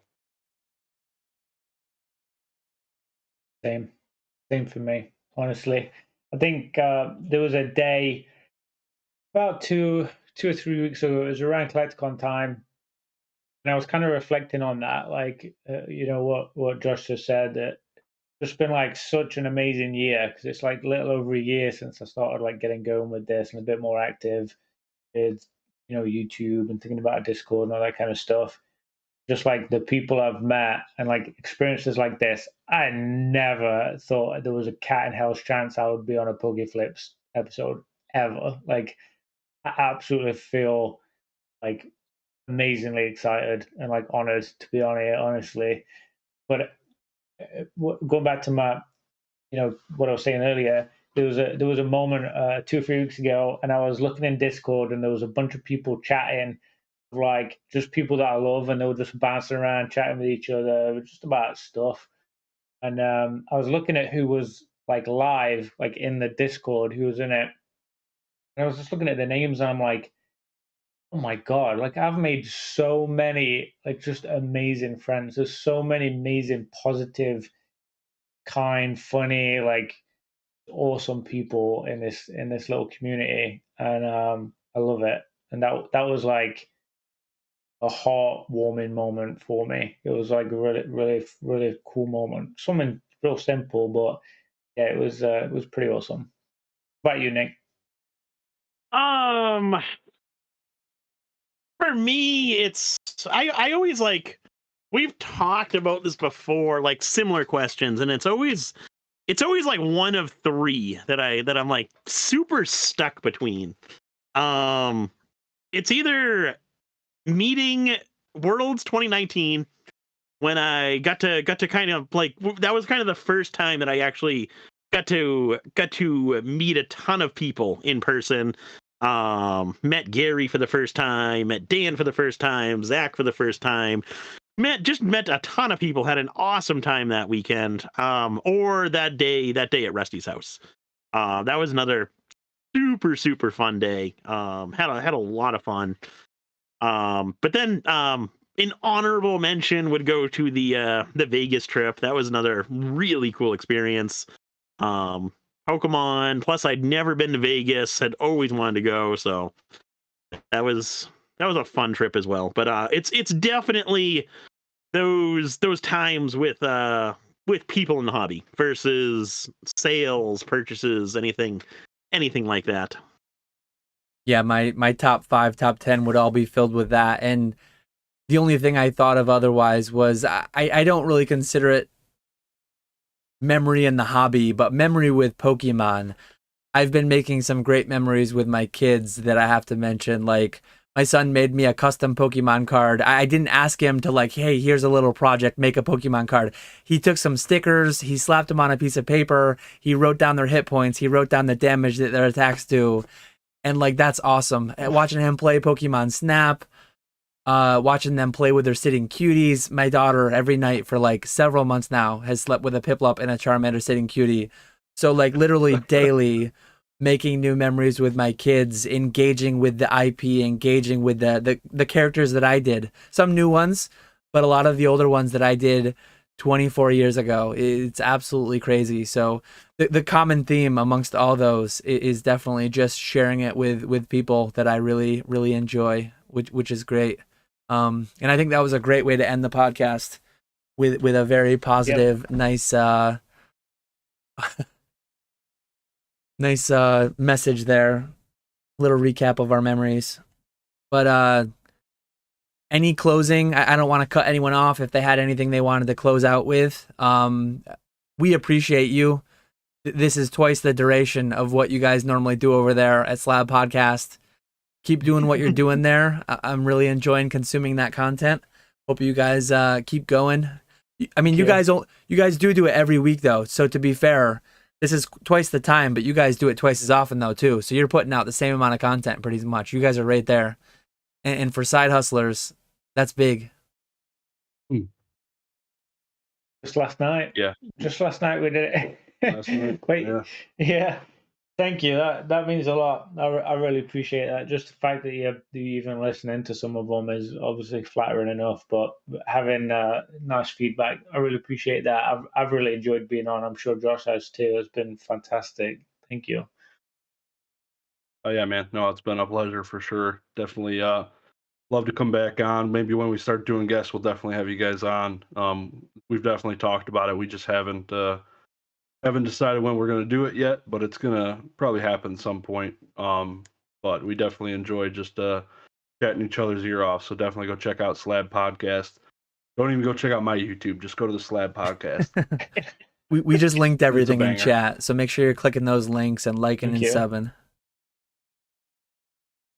Yeah, no, thanks for coming on, guys. Was fun to have you on, even though Oak, you kind of made fun of the PokeFlipz name in Orlando, but it's okay. Forget about that. Do we need to address that? Like, Explain Let's yourself, talk Oak. about it, Explain Bob. yourself. Oh my god! I was I'd had a stiff bourbon by this point, I think. Basically, we were talking about the podcast, and I forget what I said. You guys will probably correct me, but I just remember us walking down, walking towards where we were going, and I asked something about the PokeFlipz podcast, and I asked about the PokeFlops podcast, and then Nick's reaction just made me like I was horrified, but it was hilarious at the same time. I was like laughing, like shocked at myself, but like laughing at his reaction. And then Josh was like, obviously, like, you know, it was very, very funny. One of Roasted his life. yeah, it was very unintentional roasting. No, Love it. that was so funny. I